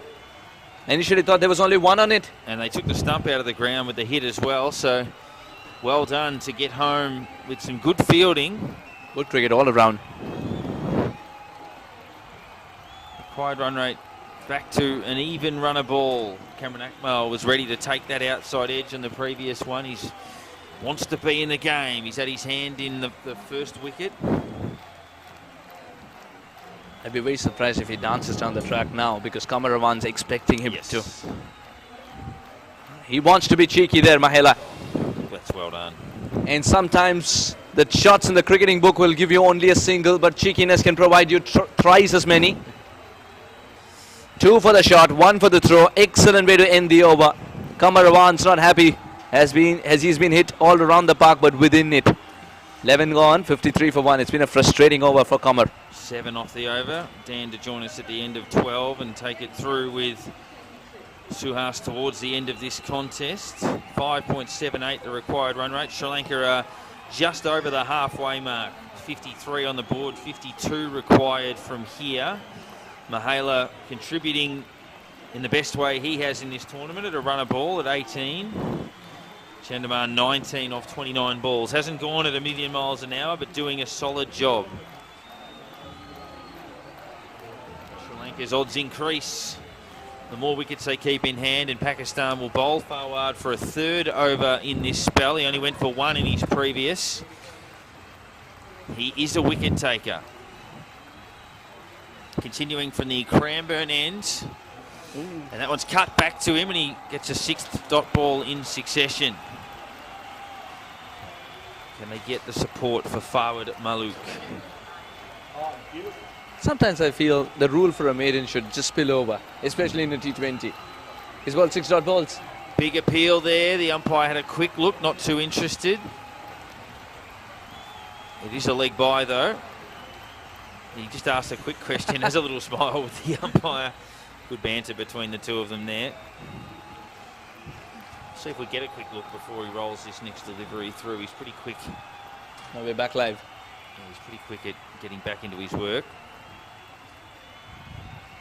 When you Playing do back not in the allow, crease. when you do not allow your opponents enough time to get settled, sort of helps in your favour, isn't it? I can remember Ravindra Jadeja getting through the overs very quickly, and of course you're a better friend to the captain. We've discussed that because bonuses are around. Exactly. It's Christmas time. Bonuses are around. It is the time for miracles. What Christmas movie is that line from? And test of knowledge. Christmas is a time for miracles. That is from Die Hard, which is what I'm going to be watching later this evening. First one. The greatest Christmas movie of all time. I think I've been watching the wrong kind then, because mine starts with the word Harold. It's a Christmas movie for everybody. Die Hard, as that's chipped down the ground. That's a very clever shot. That's a good shout too, Love Actually. That's another one I'll be watching Die Hard tonight and Love Actually tomorrow night. It's a great way to lead into Christmas. 2 off that one, 1 for 58, 5 off the over. So they've negotiated Fawad Malook pretty well here. He's only got 1 over left after this. They've kept him wicketless for now, and they've ticked the scoreboard over sufficiently to stay ahead in the game. Last ball of the 12th over. They take a big stride down the track, but then defend, and no run. Howard in there at point stops that one. 1 for 58, 12 overs down. Dan Lonergan will take you through to the conclusion here with Suhas as Sri Lanka 47 away from back-to-back titles. Well, it's the best bowling lineup, Suhas, isn't it? Against the best and most consistent batting lineup, and the batters are doing the job again for Sri Lanka. You always have. They've been outstanding. Oswood Timber and Hardware, our major sponsor, along with Gainwright Accountant, Exclusive Migration and Spectrum Real Estate Group. Great to have them involved as we come to the end of the second Aussie Cricket League. Beautiful food as well from Gorstrick at Lyndhurst, which is just down the road here. I had the chicken. It's probably a little bit too spicy for me, but knowing you, you'll absolutely love it. Suhas, do you like your spicy food? A little bit, yes. I have, perhaps you could say compared to you, my spice-o-meter is a little higher. Oh, it's sweating like 10 men after I had the chicken. It was lovely, just a bit hot for me. Yeah.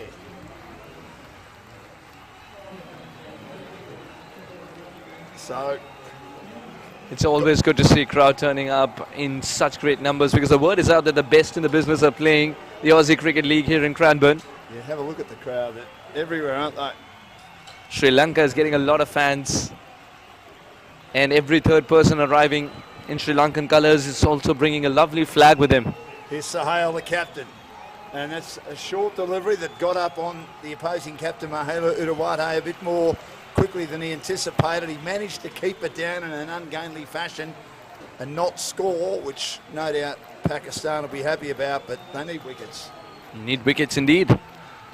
Yes, they picked up one, but they got to be chipping away with the wickets before it's too late. This is pulled away, high in the air, should be taken. There's the second wicket. You're a genius, Suhas. So they need wickets, and straight away they get a wicket. Out of deep mid-wicket, he holds out. What a And change. Mahela Udawade got himself all caught up by one that was a little bit shorter and slower than he thought. What a good bowling change this turns out to be. Sohail looks around who to give it to, then decides to roll his arm over. He's removed the counterpart out of the equation now. Mahela tried the pull shot for the first time, didn't connect. Second time, gifts it to the fielder in the deep. Departs as Yusuf completes the catch. 58 for 2. So look at this. It was short. I wonder if it held up on the pitch a little bit. And he was expecting it to be a bit quicker like the previous ball was, which he managed to ungainly manage. A lot of funny things were happening when the Pacers were in operation for Sri Lanka, especially early on in the innings. Once the ball pitched, it took the course and trajectory of what it wanted to, not what the bowler wanted to. Correct. Which the bowler liked. That unpredictability factor. It's one of those moments when, first of course, Sahan Pereira out there with a strike rate of 114.5. I think it's one of those moments which Pakistan are thanking the stars that they've already batted on the surface. Can they make the most of it? He whips it away through the onside. That was a nice start. He got on the back foot. Played that beautiful whip shot from outside the off stump. And it's 2 for 59. They need 46 of 45 deliveries. The current run rate 4.72. The required run rate 6.13. That you'd think is a doddle at the moment. We thought that with India, and then they collapsed late in the innings. But Pakistan just need more wickets. So Hale's got them one in this over. And on the back foot, it's nudged away on the offside. He's batted well. Chandimal's come back in the side today for Amul. He missed the first game. He replaced Amul for the second. Didn't get runs in the second game. Got dropped for the third game for Amul. Comes back for this game. Took a wicket, making valuable runs, performing when he has to.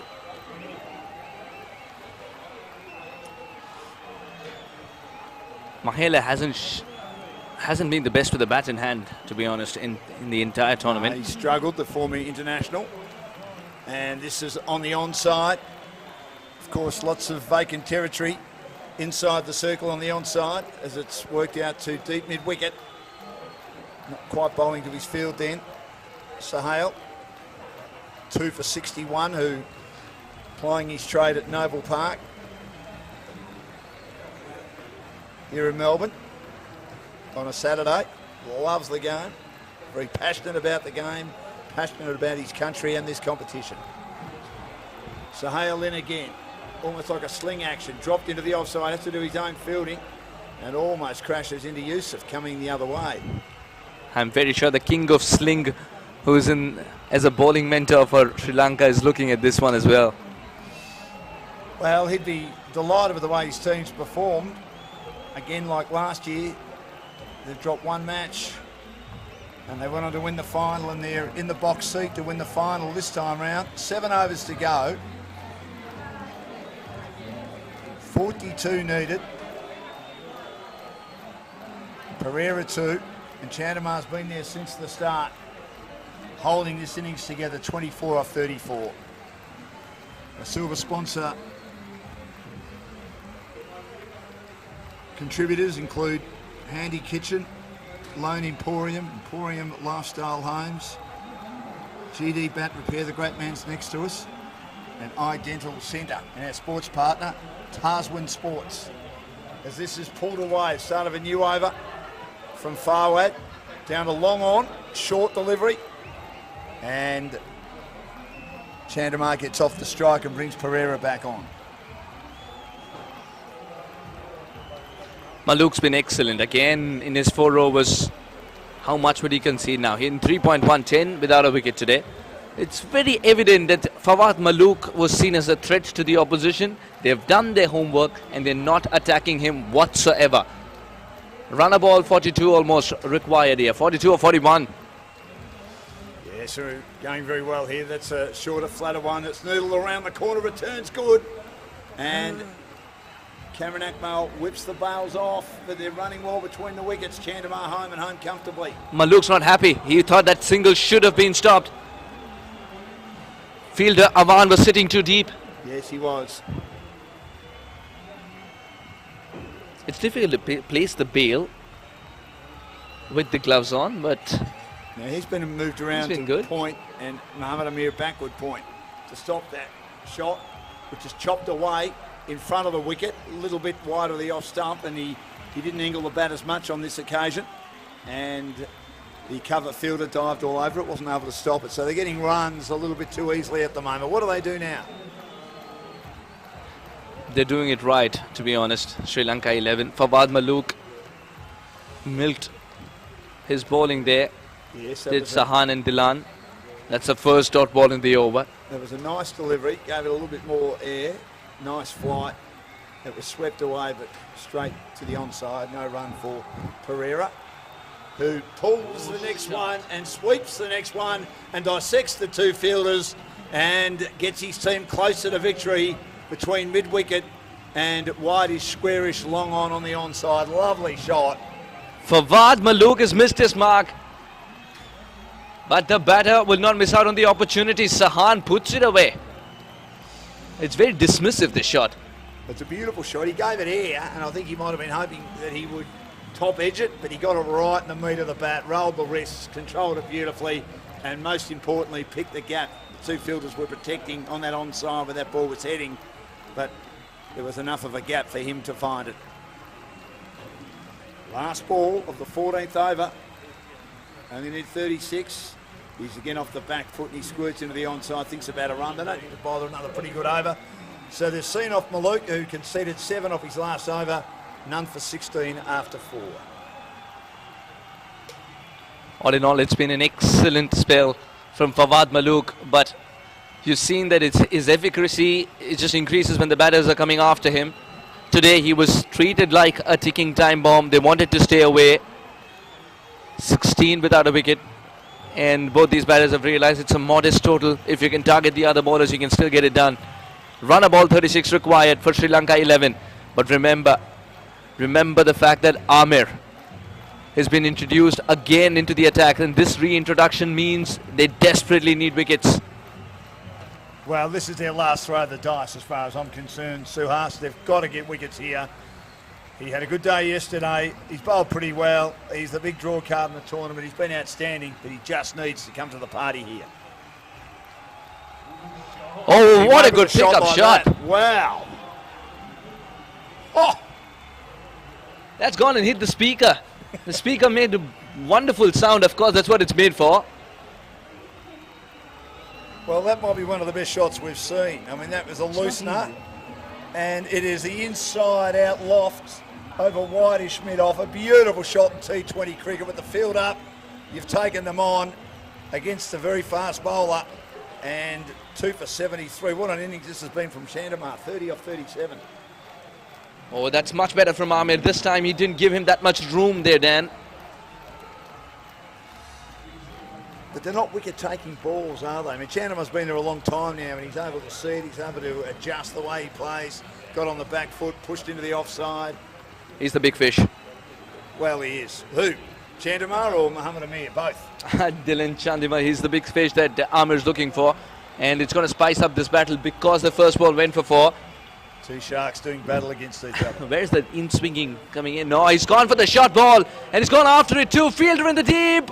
He's taken it. Oh, what a He's catch. taken it under pressure. It's one of the best catches. Otherwise, it was travelling indeed. Mohammad Amir will breathe a sigh of relief. Dylan Chandimal, who was looking like he was the one to play the anchor's role, stay there till the end. He's taken the bait for the short ball. And a terrific catch by Aman has brought Pakistan back into this game. He's furious with himself, Dylan Chandimal, as he realizes he's let the adrenaline rush take the better of him. He wasn't far away. If we have a look at the replay, I thought that Arwin might crash into the rope. He had to backtrack a bit. He didn't have control of the shot. He top-edged it a bit. He's actually a couple of metres inside the boundary. And look how relieved he is. He's lying on his backside and thinking, thank God I caught that. That's a well-directed bouncer as well. And you got to ball it when the batter least expects him. He sequenced it wonderfully. Mohammad Amir. Nice innings by Chandamar though. 30 off 39. Set his team up here. They need 32 to win. And here's one of the heroes coming in, Suhas.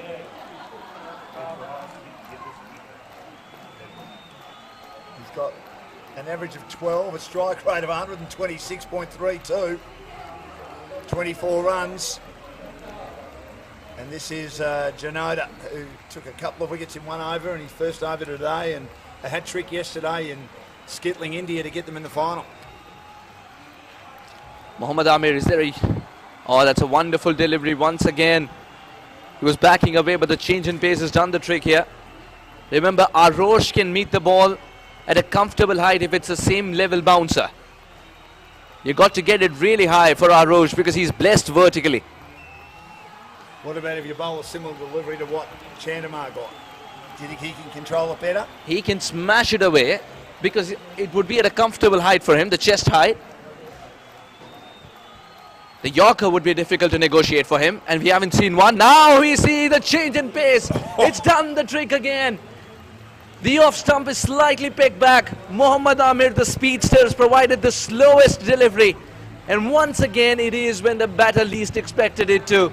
Arosh plays the wrong line. Arosh departs without troubling the scorer. Sri Lanka might be in the spot of bother. And he stepped away too for the second ball in a row, and this one was right on line.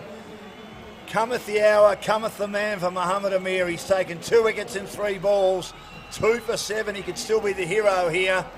He's got another 7 balls left, and that slow one, he had stepped away to the leg side. He'd exposed the stumps. All he needed to do was bowl on line, but because the ball was so slow, Janoda completely misread it.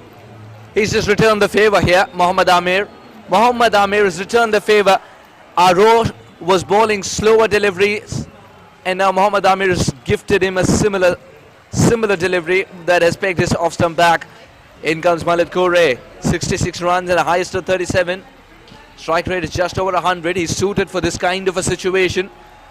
Can he emerge a hero? Boy, can he bat. We've seen Malik Kore hit the bigger ones. Yes, he got a very important 30. Slip in place, Dan. Yes. Slip in place. Oh, that testing line from the left arm seamer just continues, and the ball lifts up. He's prepared a different prescription for every other batter. I think you'd bowl him in the next over now. I was thinking you bowl him 1 over, you might save him for an over and then bring him back, but he's got the momentum going, the adrenaline is up, he's given his team a sniff. He is the money man. They need 32 to win, off 30 balls, Sri Lanka, and all of a sudden Pakistan are back in the match. Their coach Dale Christie said they've got all these medium paces. If Amir doesn't get you, Amir will get you. If Amir doesn't get you, maybe Aziz gets you. But if Aziz doesn't get you, Amir will get you. That's how I'm looking at it, and he did in that over. Outstanding. He was obviously taken for a magnificent boundary. 1 over left for Amir, and that would be gold dust in the eyes of the captain of Pakistan. Correct. 11, Sohail. And then he fought back brilliantly. Will Azizullah also opt for the slower delivery? The right arm seamer. They've brought Azizullah back as well. He's got 1 over to go, 1 for 17. He's been a wicket taker in the tournament, wearing the green wheels as he comes in again from the Cranbourne end. He bowls. Oh, this didn't bounce. Dan, this didn't bounce, and Sahan was quick enough to bring that bat down. Otherwise, Akmal would have been a happy man, saying this wicket is doing the same tricks to other batters too. He did bother squeeze that one down, didn't he? Pereira, who's a very compact player, 7 off 7. Kure, yet to open his account. 1 delivery. Mohammad Amir with 1 over to come. But they've got other firepower. Azizullah is one of those from Lindisfarne. He's been playing his cricket this year in Tasmania. Tempted slow one. He gets a nice leg glance here. Long chase around for the fielder, who's at deep mid-wicket. And they come back for a couple. That's Umair Butt doing the fielding there. And that was a nice shot, well placed. And they're two handy runs, 4 for 75. They need 30 to win off 28 deliveries. Would they want to take it to the last over here, Sri Lanka 11, because they've seen and learned from the other teams what happens when you put undue pressure on yourself. Pakistan would believe they've defended targets before. This could be one such story too. Aziz, can he pick up a wicket? He does. He was very close to doing so. And he manages to just beat the outside edge who played over the top of that one, Pereira. He's bowling with a full steam here, and he's really determined to try and chip in with another wicket. 1 for 19. He's been a wicket taker right throughout the tournament. So many matches, as you mentioned, Suhas, have gone down to the wire. There's been controversy left, right and centre. There's been so much drama. So many scripts have changed. He goes down the ground. He takes a hand off the bat, I should say, in playing that shot. He didn't play it all that comfortably. Saham Pereira, as Aziz saw him coming, as he was on the walk, the left-hander took a hand off the bat but played it along the ground. So no harm done. 4 for 76 near the end of the 16th over. They need 29 to win. So Kure, and let's look at the field now. There's a short point. It comes around a couple of metres towards a backward point position. Deep cover, extra cover, who's straight, mid-off. Here's Aziz again, last ball of the tournament, going down the ground, attempting to, but slicing it over the top. Gets it out to Umair Butt, who does the fielding from backward point, and they come back for 2. Good running. He was aiming down the ground, he got an outside edge and it flew away, cleared the infield, and they all count 4 for 78 after 16. He practices the shot again, Kure. They need 27 off 24. In fact, there's 1 ball to go in this over. We've seen some crazy stuff happening before the Aussie Cricket League when the game enters into the 16-over mark. Sri Lanka 11 losing a wicket, but then consolidating by picking up singles and twos, reducing the risk factor. They've also had good times on 2 occasions where they made over 30 in this period in 3 overs. Well negotiated. Beautiful shot. It just works it away. Down to squarish, wideish third man. Umair Butt's had a lot of fielding to do in this over. So that's the end of the 16th over. Finally learning how to count. It's only taken till on 53. 26 needed off 24 deliveries. Sri Lanka 4 for 79. And here's our man. We think it'll be our man, Mohammad Amir. There's a conference or consultation amongst a few of the Pakistan bowlers. It has to be, doesn't it, Suhas? You've got to give it to Amir for a simple reason. You've got to give it to the best bowler at this stage because he's the one who's going to make the game. 26 or 24.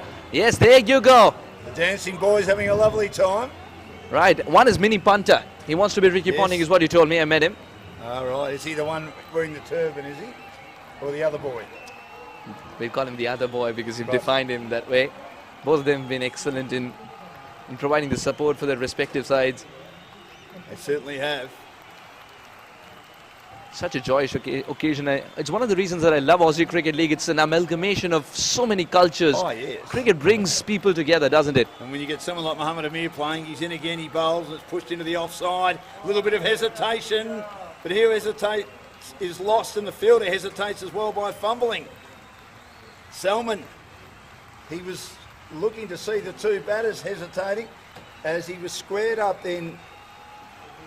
Kure in just edging that along the ground, and he saw that the 2 batters were unsure whether they should run or not, and he fumbled it, and then they did run. 4 for 80, start of the 17th over.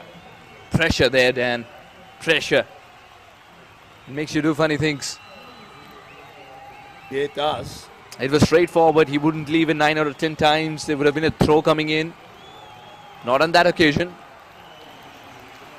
Where is the Yorker? We're still waiting for that one. There it is. But he whips it away, didn't he? Play that well. Beautiful shot by Pereira. Out to deep mid-wicket for just one, though. Hit it a bit too fiercely. In trying to maybe get two, and the fielder was roaring in from the deep. Yusuf, at deep mid-wicket. They need another wicket now. The runs are running out to defend for Pakistan. They have to make 24 look like 30 by throwing themselves around in the field, saving those crucial singles. He got 2 wickets in the last over, 2 and 3 balls. His figures are 2 for 9. They're pretty good again. Can Mohammad Amir 4 balls provide to go in another? Spell. And it's dabbed away on the offside by Kure. Good running again. They've run with intent right throughout their innings. Amir is furious for that single being taken. Yep. He wants to bowl at the same batter as many balls as possible. He doesn't want to eke out those singles because with every single pressure is also being vented out. Sri Lanka 11 know that they've hit it straight to the field. They still manage that single. Why? The soft hands. The soft hands come in very handy when all you're looking for is to put the bat on ball. And just slow reaction from the Pakistan fielders. No, he You didn't want to collect win it the cleanly. final. He didn't collect it cleanly yet No. again. It's a pressure factor. Here's Mohammad Amir. 3 balls left. Oh, gee, it's squeezed out. Doesn't know where that is, Pereira. It's behind him. Kure knew where it was, and he was off like a rocket and makes his ground comfortably. This run was taken Great running. on trust. This run was taken with a lot of trust there. Didn't see the ball. Sahan, I'm not quite sure he saw it No, even he after didn't. he started to run. He didn't know where it was. I think Kure just said, I know where it is. I'm running to what could be the potentially Danger end. danger end. It can also be a danger end because Mohammad Amir is trying to break the stumps at this stage. He's doing everything he can. He's going around the wicket now to the right-handed Kure, looking to change his line here. 2 balls left he's got. He tries an attempted Yorker, which is dug out. Oh, he's out of his ground. There'll be a run out here. There is. Oh, dear. Sahan thought there was a run. Kure wasn't looking at him. He looked up to see he was halfway down the wicket. The return to Mohammad Amir. He's whipped the bails off smoothly. And Pakistan are still alive. Sri Lanka, a catastrophic run out of 5 for 83. Amir delivers the Yorker, but the slow ball Yorker, perfect execution under pressure. Sahan wanted the single, and the problem was only he wanted the single. Mohammad Amir involved again.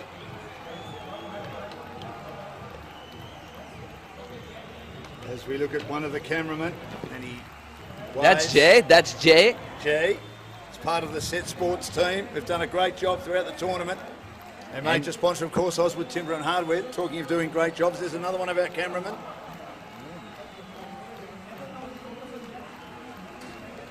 That was Nathan. Nathan and Jay and all the cameramen have done wonderful jobs. And there is Jack.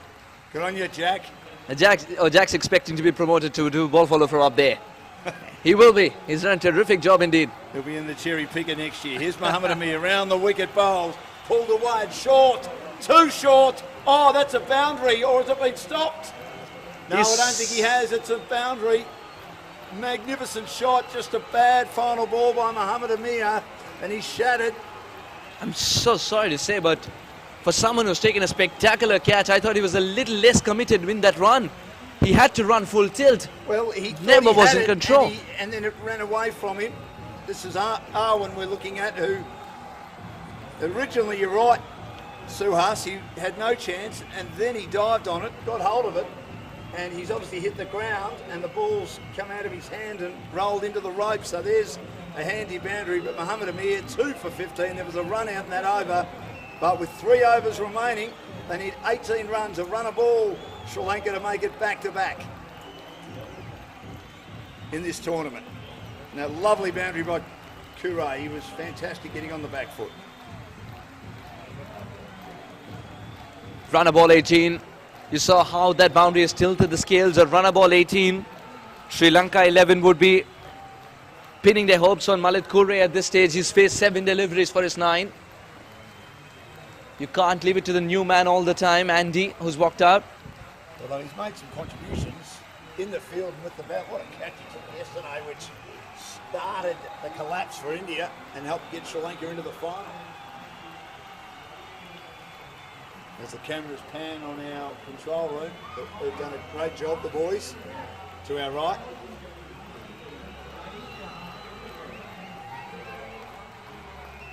Who wins from here? Still Sri Lanka? Very tight to say, and that's what we love about Aussie Cricket League 2.0, don't we? Very tight games.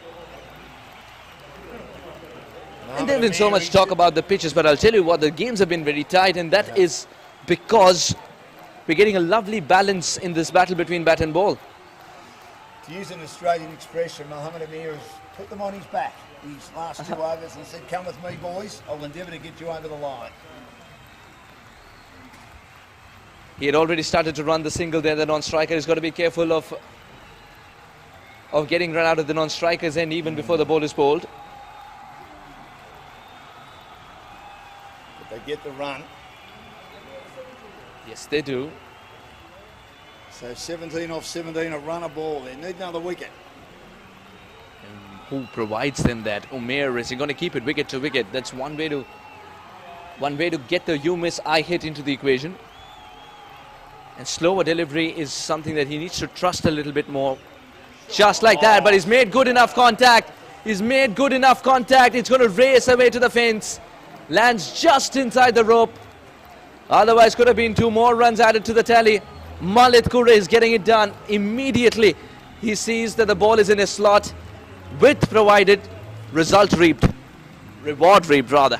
Gee, there are some gaps on that onside, aren't there? We've got too many, I reckon, inside the circle. And even though, of course, it's normally the end where you're hitting into the wind is not a factor today. Here at Casey Fields at the Cranbourne Cricket Club. Great shot. Excellent shot once again. He's just exploring new areas to score runs. Reminds me a little bit of Kapil Dev as he plays this one. And again, I'll use his name. We've used his name a lot. VVS Lakshman with the wristy play around the corner, taking it high from a ball that was short of a length. This over is turning out to be a disaster for Pakistan. He has 6 runs of the might first cost 3. Yep. 12 needed off 15. Sri Lanka can nearly taste this. Suhas. It's not a cross-seam delivery coming up, but again, change in pace expected. Wonderfully cut away. That'll be 4 more. There's no stopping this. Oh. Enough room once again, and Andy's not going to miss out. Both the batters are taking turns. Very safe. There was a fielder at point, a fielder at extra cover. They just stood there.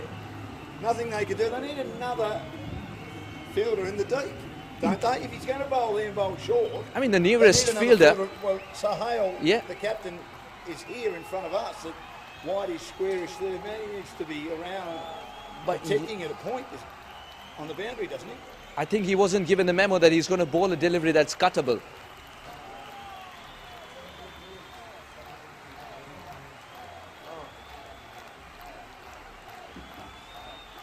Especially someone wearing Sahel's shirt. And so he's still looking for it? Probably is. He does want to come back on. He's surprised that Sahel will be here. He likes being in the action. When was the last time the captain was pranked while the game was going on? Well, they're nearly home now. They need 8 off 13. Great shot. Excellent shot. Such sensible batting this. There are ways of chasing down a target. None more sensible and elegant than this. Get the boundaries when the ball are there to be hit. When it's a good delivery, respect it and pick up 2. 6 away from victory. 6 away from retaining the Aussie Cricket League trophy. 12 runs from the over, and this is what they've been good at late in overs, haven't they? In their ability to have big overs. And we saw them make over 30 yesterday, which was the difference between them losing and winning. Mind you, we know India lost their way in the last over and a half, and they got 34 from 3 overs against Australia in the back end of their innings. It saw them get a score of over 130, which was too good for the Aussies in the opening match of the tournament way back on Sunday. So 2 overs to go. Amir Butts figures none for 21. That could be the over that's cost them the game. Solomon's is 7. Melith Kure 14 off 9. And they need 6 runs from 2 overs. And Yusuf is coming to the attack to bowl one of those overs, hoping that with his spinners they have to go to a final over, which would be fitting for this tournament. as it comes to an end for a second year in a row, and there are lots of trophies to be presented, particularly the big one, which hovers over all the rest magnificently. And, Sri Lanka, I should say, they're on target to win it for the second year in a row. 5 for 99, Yusuf bowls, attempts to cut and misses. Does Kurate. He's been important with ball and bat, made some contributions right throughout the tournament, and this is what Sri Lanka have done well again. Everyone has chipped in, as Afghanistan did earlier in the tournament. Yusuf bowls again, another delivery. Beautiful leg spin bowling by Yusuf. 2-dot ball, Suhas. You don't expect to be introduced into the attack when you had to bowl the penultimate over of a contest that has the cup on the line. But Yusuf's done terrifically well. On the back foot, he cuts this one and makes nice contact out towards cow corner, and they come back for 2. 4 needed, off 9 now, and they're past the century. 5 for 101. Sri Lanka 11 as they reach the 100 mark. Are they thinking they already have a hand on the cup? Kure 16. This is a well-up delivery with plenty of flight that's driven down the ground. As this comes in off the long off boundary. Played that nicely. And they now need 3 off 8. And what's that route? What's that route to the 3 going to be? Will Yusuf Iqbal try and finish it off in this over? Or would he say, let's take this game deeper? It's Cheekiness. over the wicket-keeper's head. That's a lovely shot as he exposed his stumps. It goes down towards the boundary. They've got 1. They've got 2. Sahel wearing the proper number 14. Gives chase and they come back for 3. And that shall seal the deal. And that looks like it's all over. Everyone has stopped like it's an anticlimax.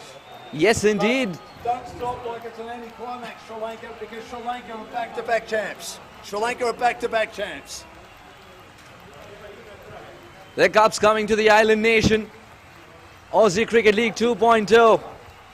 They're waiting for the decision, whether if it's off the bat or no, perhaps.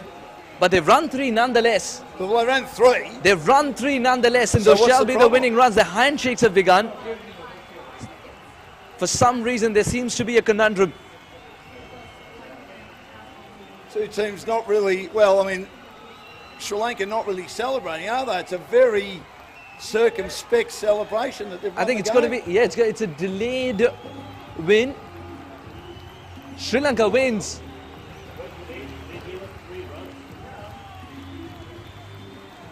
Are the Are they fans saying there's still 1 to win?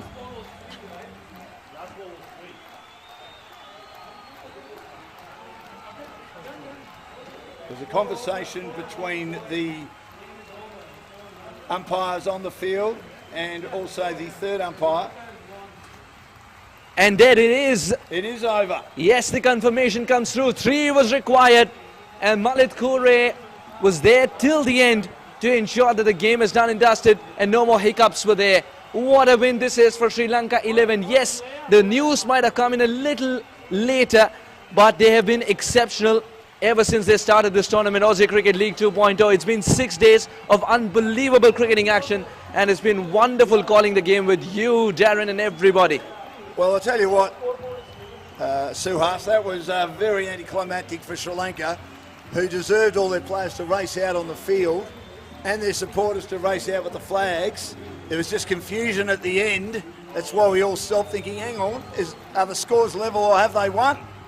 Yeah, They certainly won, and we just had to check up here to make sure. So if we weren't as excited as we should have been for Sri Lanka, we apologise. But at the end of the day, they've got the job done, and we should be excited for them because they've been superb against Sri Lanka, back-to-back champs in the Aussie Cricket League. They defended the title. They defended really, really well. They did not let it go to the last over. No more drama was required. Both these batters sensible in chasing this target down and ensuring that the cup remains home. And Pakistan, Handshakes have begun. disappointing again with the bat, weren't they? A little disappointing, a little under power. That's because Sri Lanka were excellent in chipping away with the wickets at the right time and then coming down to chase those runs as well. Mission accomplished, and that is what Malinga would be thinking. The bowlers were excellent on the given day. There's a lot of experience there on that frame with Akmal Malinga.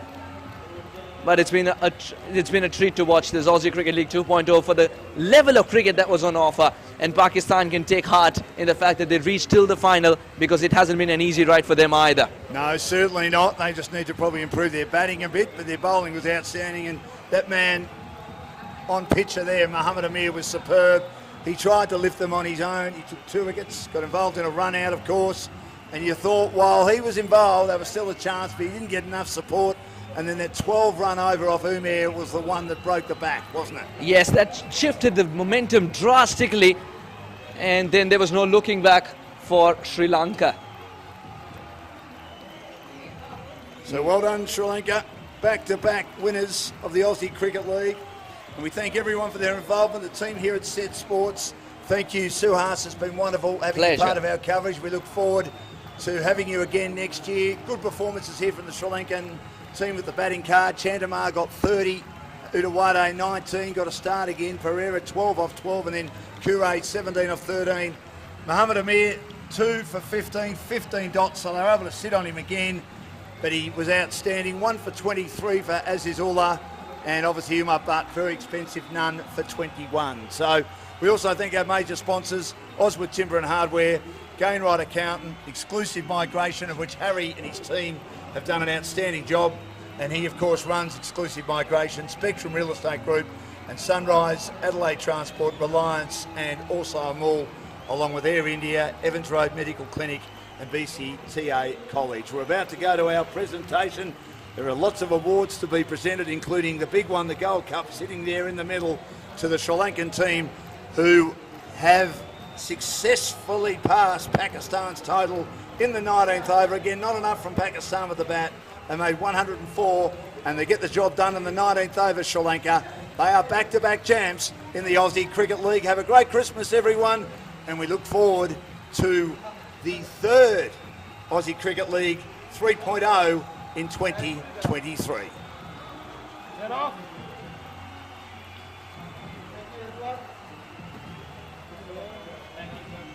Thank you, guys.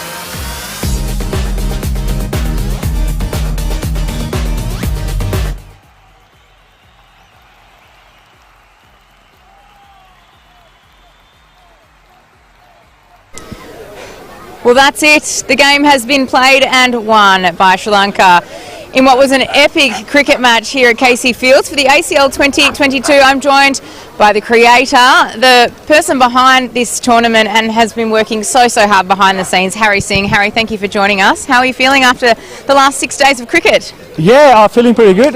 First of all, I would like to congratulate Sri Lankan team to winning the title. It's the second title in a row. 2021 there was a winner, and they repeat the best performance again, and so I would like to congratulate Team Sri Lanka. And there was a few extra teams in this year. Great to see the competition growing. You must be proud. Yeah, we must be proud on our committee. As a committee, we worked really hard from last, I think, 10 days or so. So full credit to our committee. We've been working really hard till like midnight, and few boys, even worked till 3 o'clock in the morning to get the ground ready for the next game. So it was a good effort by our ACL committee.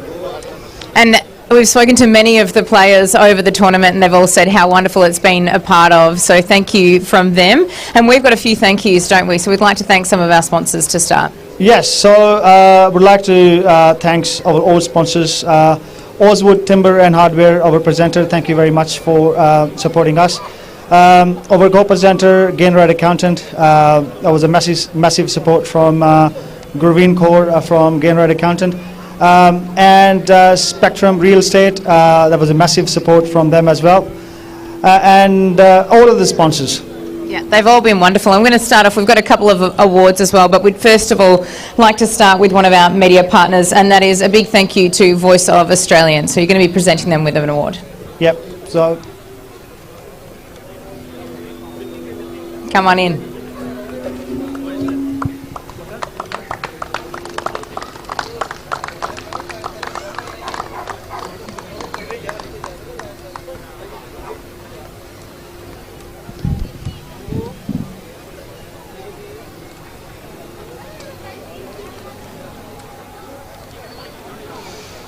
And as I mentioned, none of this would be possible without all of our sponsors, and we'd like to now say another big thank you to our silver sponsors, and we'll start off with GD Bat Repairs. GD's here somewhere. There he is. Look at that smile on his face. A big thank you to GD Bat Repairs.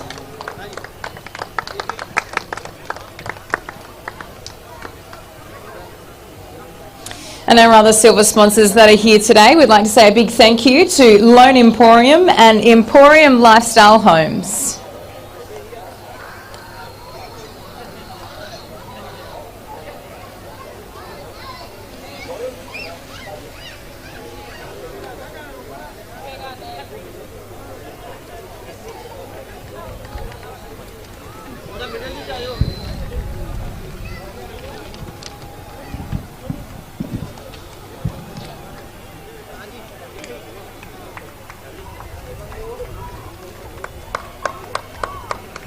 Big round of applause to our silver sponsors. And of course it doesn't end there, we've also got gold sponsors, and first of all we'd like to say a big thank you to Southeast Wealth.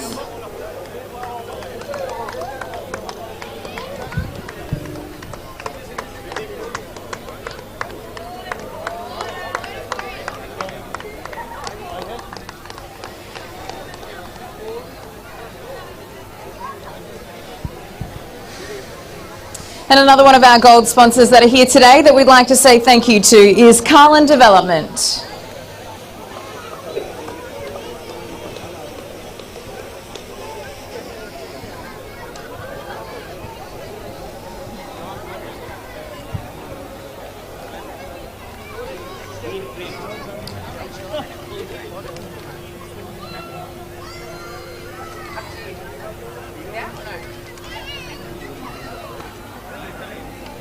A big round of applause and thank you to our gold sponsors.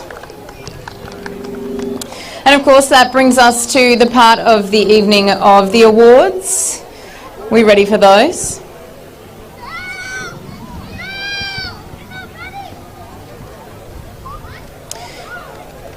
We're going to start with the best batsman of the tournament. And best batsman goes to Talwinder Prince with 101 runs. And he's not here to accept the award today. The coach will be accepting. And of course this award is sponsored by TP Singh from Sunrise Adelaide Transport, who are one of our wonderful platinum sponsors. He'll be sure to pass that on to Talwinder.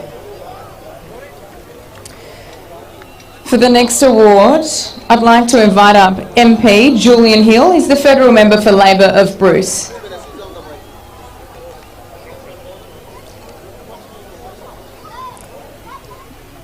Next award.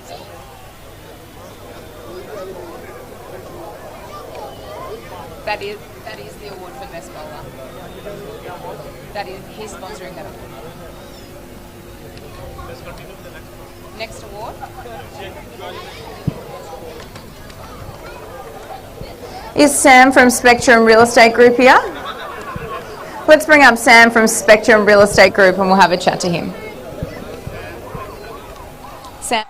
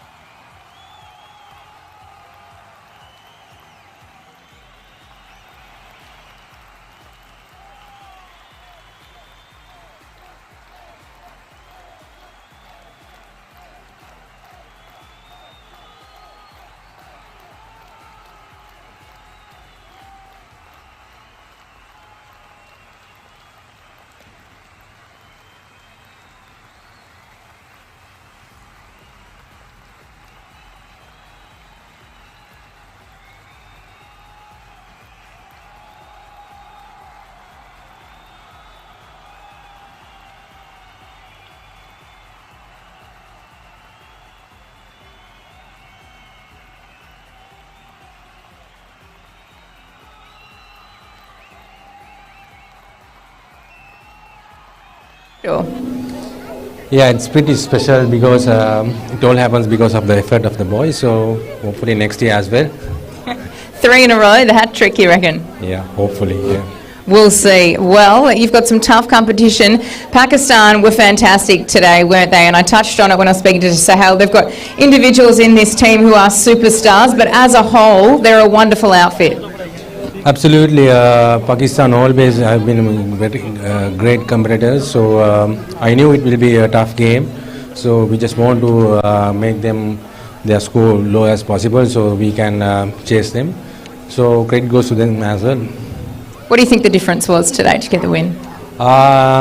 Difference is our bowling.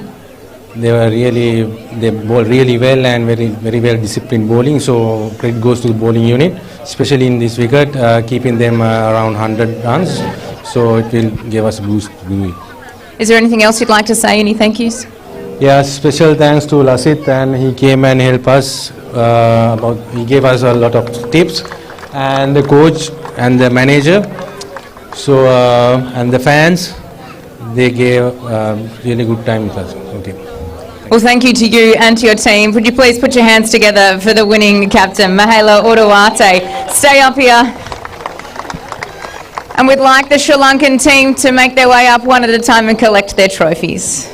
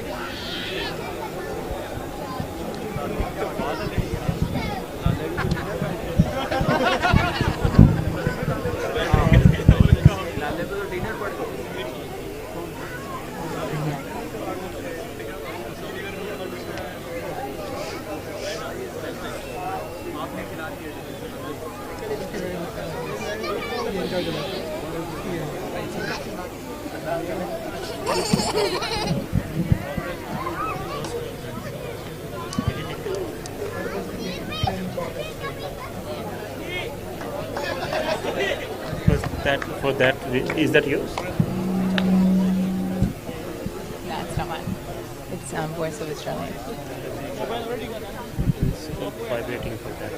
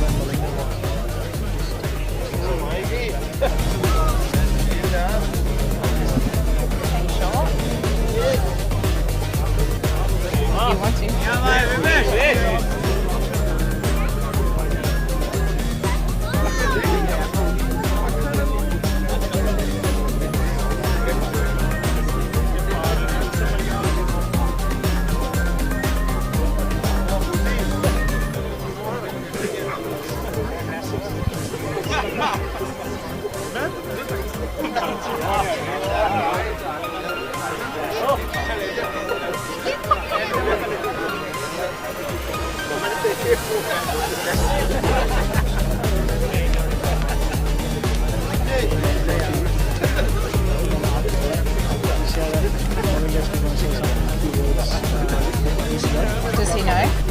I'll tell him. Okay. And then after that, Shwas going to take over. Okay. Yep. He could take over. Sahas is going to take over after. Sure. After Malinga interview. He's going to interview Lanka? No, you interview Malinga. I'll interview him. He'll take over. Okay.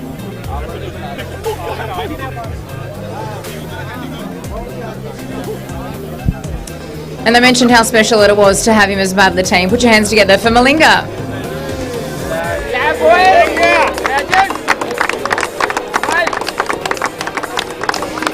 And if we could have you all move to the centre.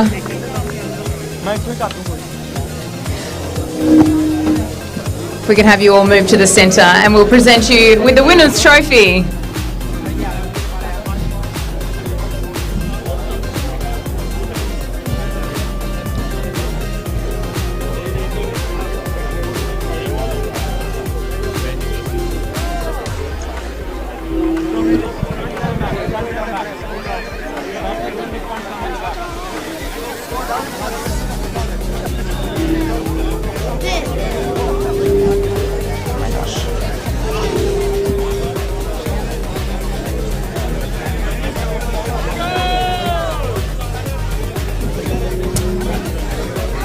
Ladies and gentlemen, cricket fans, would you please put your hands together for the winner of the ACL 2022, Sri Lanka!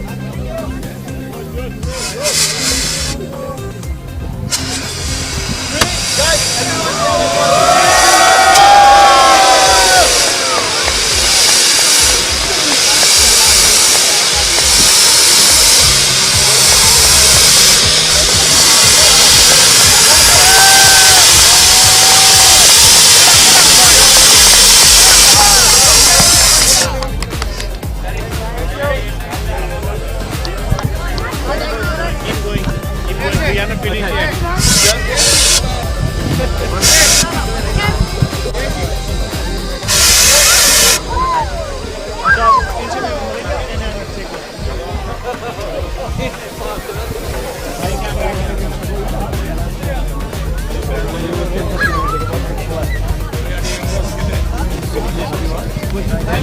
I done. want to picture with you. Yeah, sure. Sure. Yeah, thank you. See ya.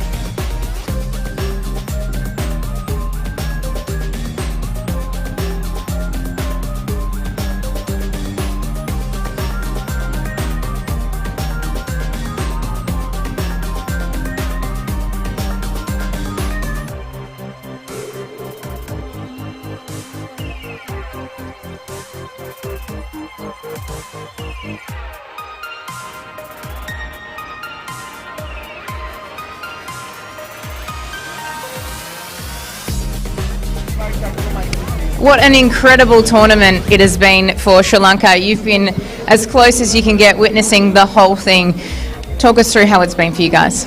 Yeah, I think really good tournament, especially young cricketers, both the countries, because they are very willing to play their potentials, and I feel this is the platform they can show their how talented they are in, especially in the T20 tournament and white ball cricket.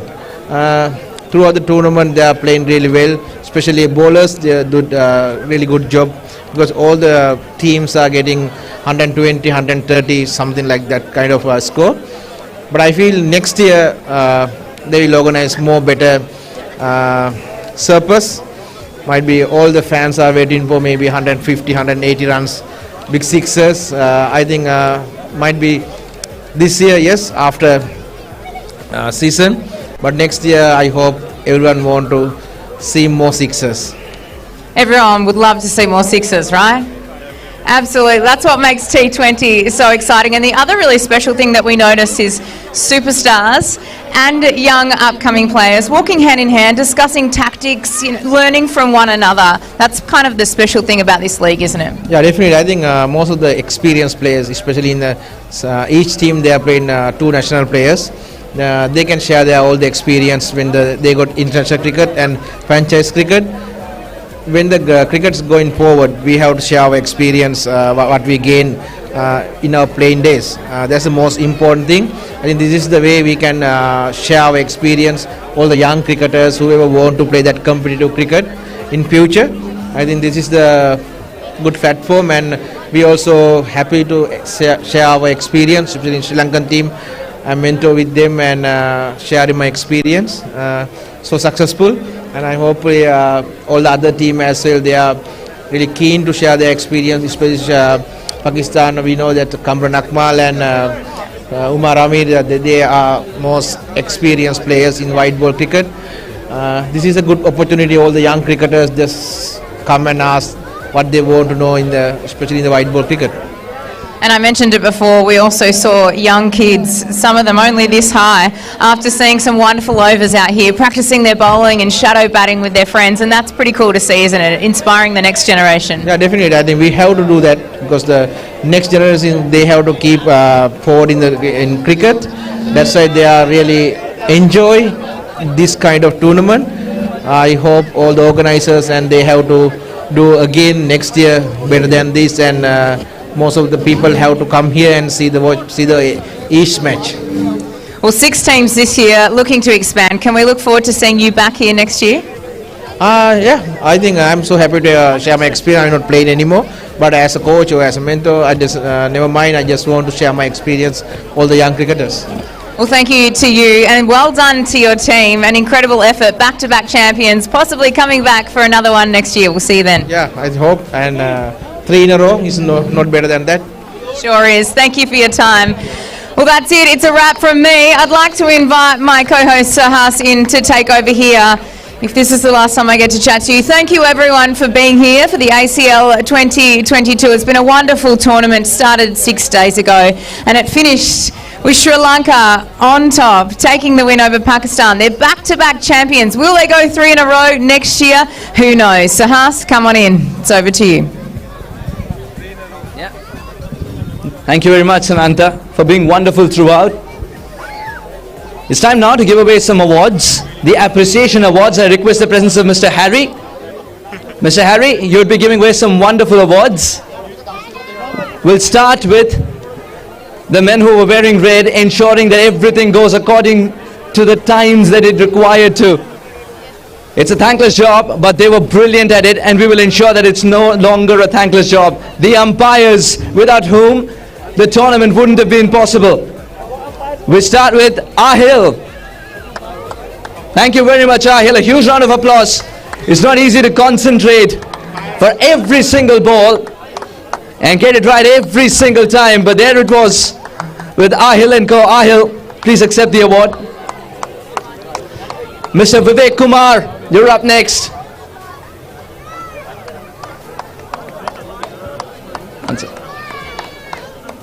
Mr. Vivek Kumar will receive the memento.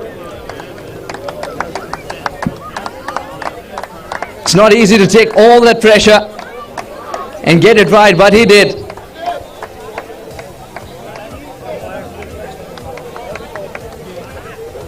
Last but definitely not the least, Mr. Sahan Veerasekara. Someone, it looked like he was leading the pack. Excellent throughout. The crunch moments, the dull moments, the concentrated level, the concentration level, that never changed. He's seen both ends of the spectrum, and you can only do this to the level that he does if you are in love with the game throughout. Thank you very much, Sahan Veerasekara. To give away the other appreciation awards, Harry, we can't leave you. First of all, this appreciation award goes to someone who's been working really, really hard. He's like a swan. He's paddling really hard, but it makes it feel that everything is going smooth. That is Paddy. Paddy, where are you? And the adjective he uses, the youngest ever. Paddy is a backbone of ACL. There you go. Heard it from the man himself, the backbone of ACL. Thank you very much for every ounce of support, and may it long continue this way. Next up, this award will go to, from Tasman Sports, we have Jaskirat, the owner of Tasman Sports. Thank you for your contribution. Thank you for your unending support. And of course, Sunny Paji will join in as well. Thank you very much to these two gentlemen. Tasman Sports, Sunny Paji and Jaskirat Paji. Now I request Harry to give away the next award to the Member of Parliament, Mr. Julian Hill. Thank you for extending your support, Mr. Julian Hill. And I'm very sure this memento will sit right on top of your trophy cabinet. Thank you, Mr. Julian Hill. And last but definitely not the least, from Exclusive Migration, Harry Sandhu, and he'll receive it from Bunny.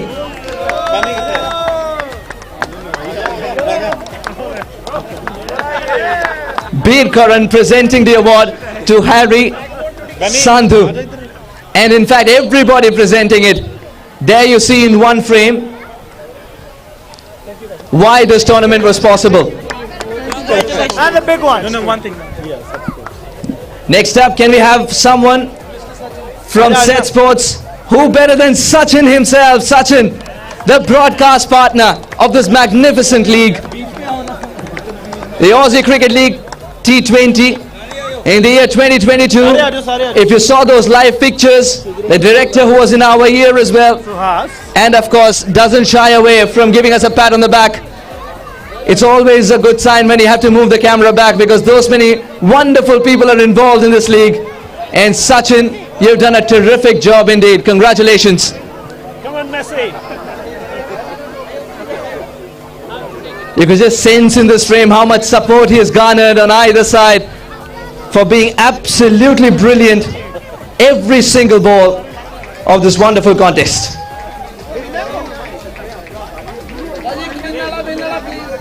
Oh my God.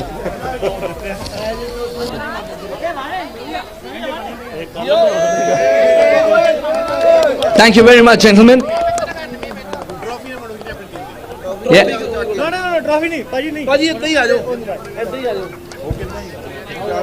So here we are, after 6 days of high-octane cricket, and as we promised you, that every moment will be a nail-biting moment, and that's what you got as well. That's all we have for you from this wonderful post-match presentation here. We bid you goodbye with a promise that Aussie Cricket League 2023 would be bigger, better, and more extravagant with brimming talent. Thank you very much. Until then, take care of yourself.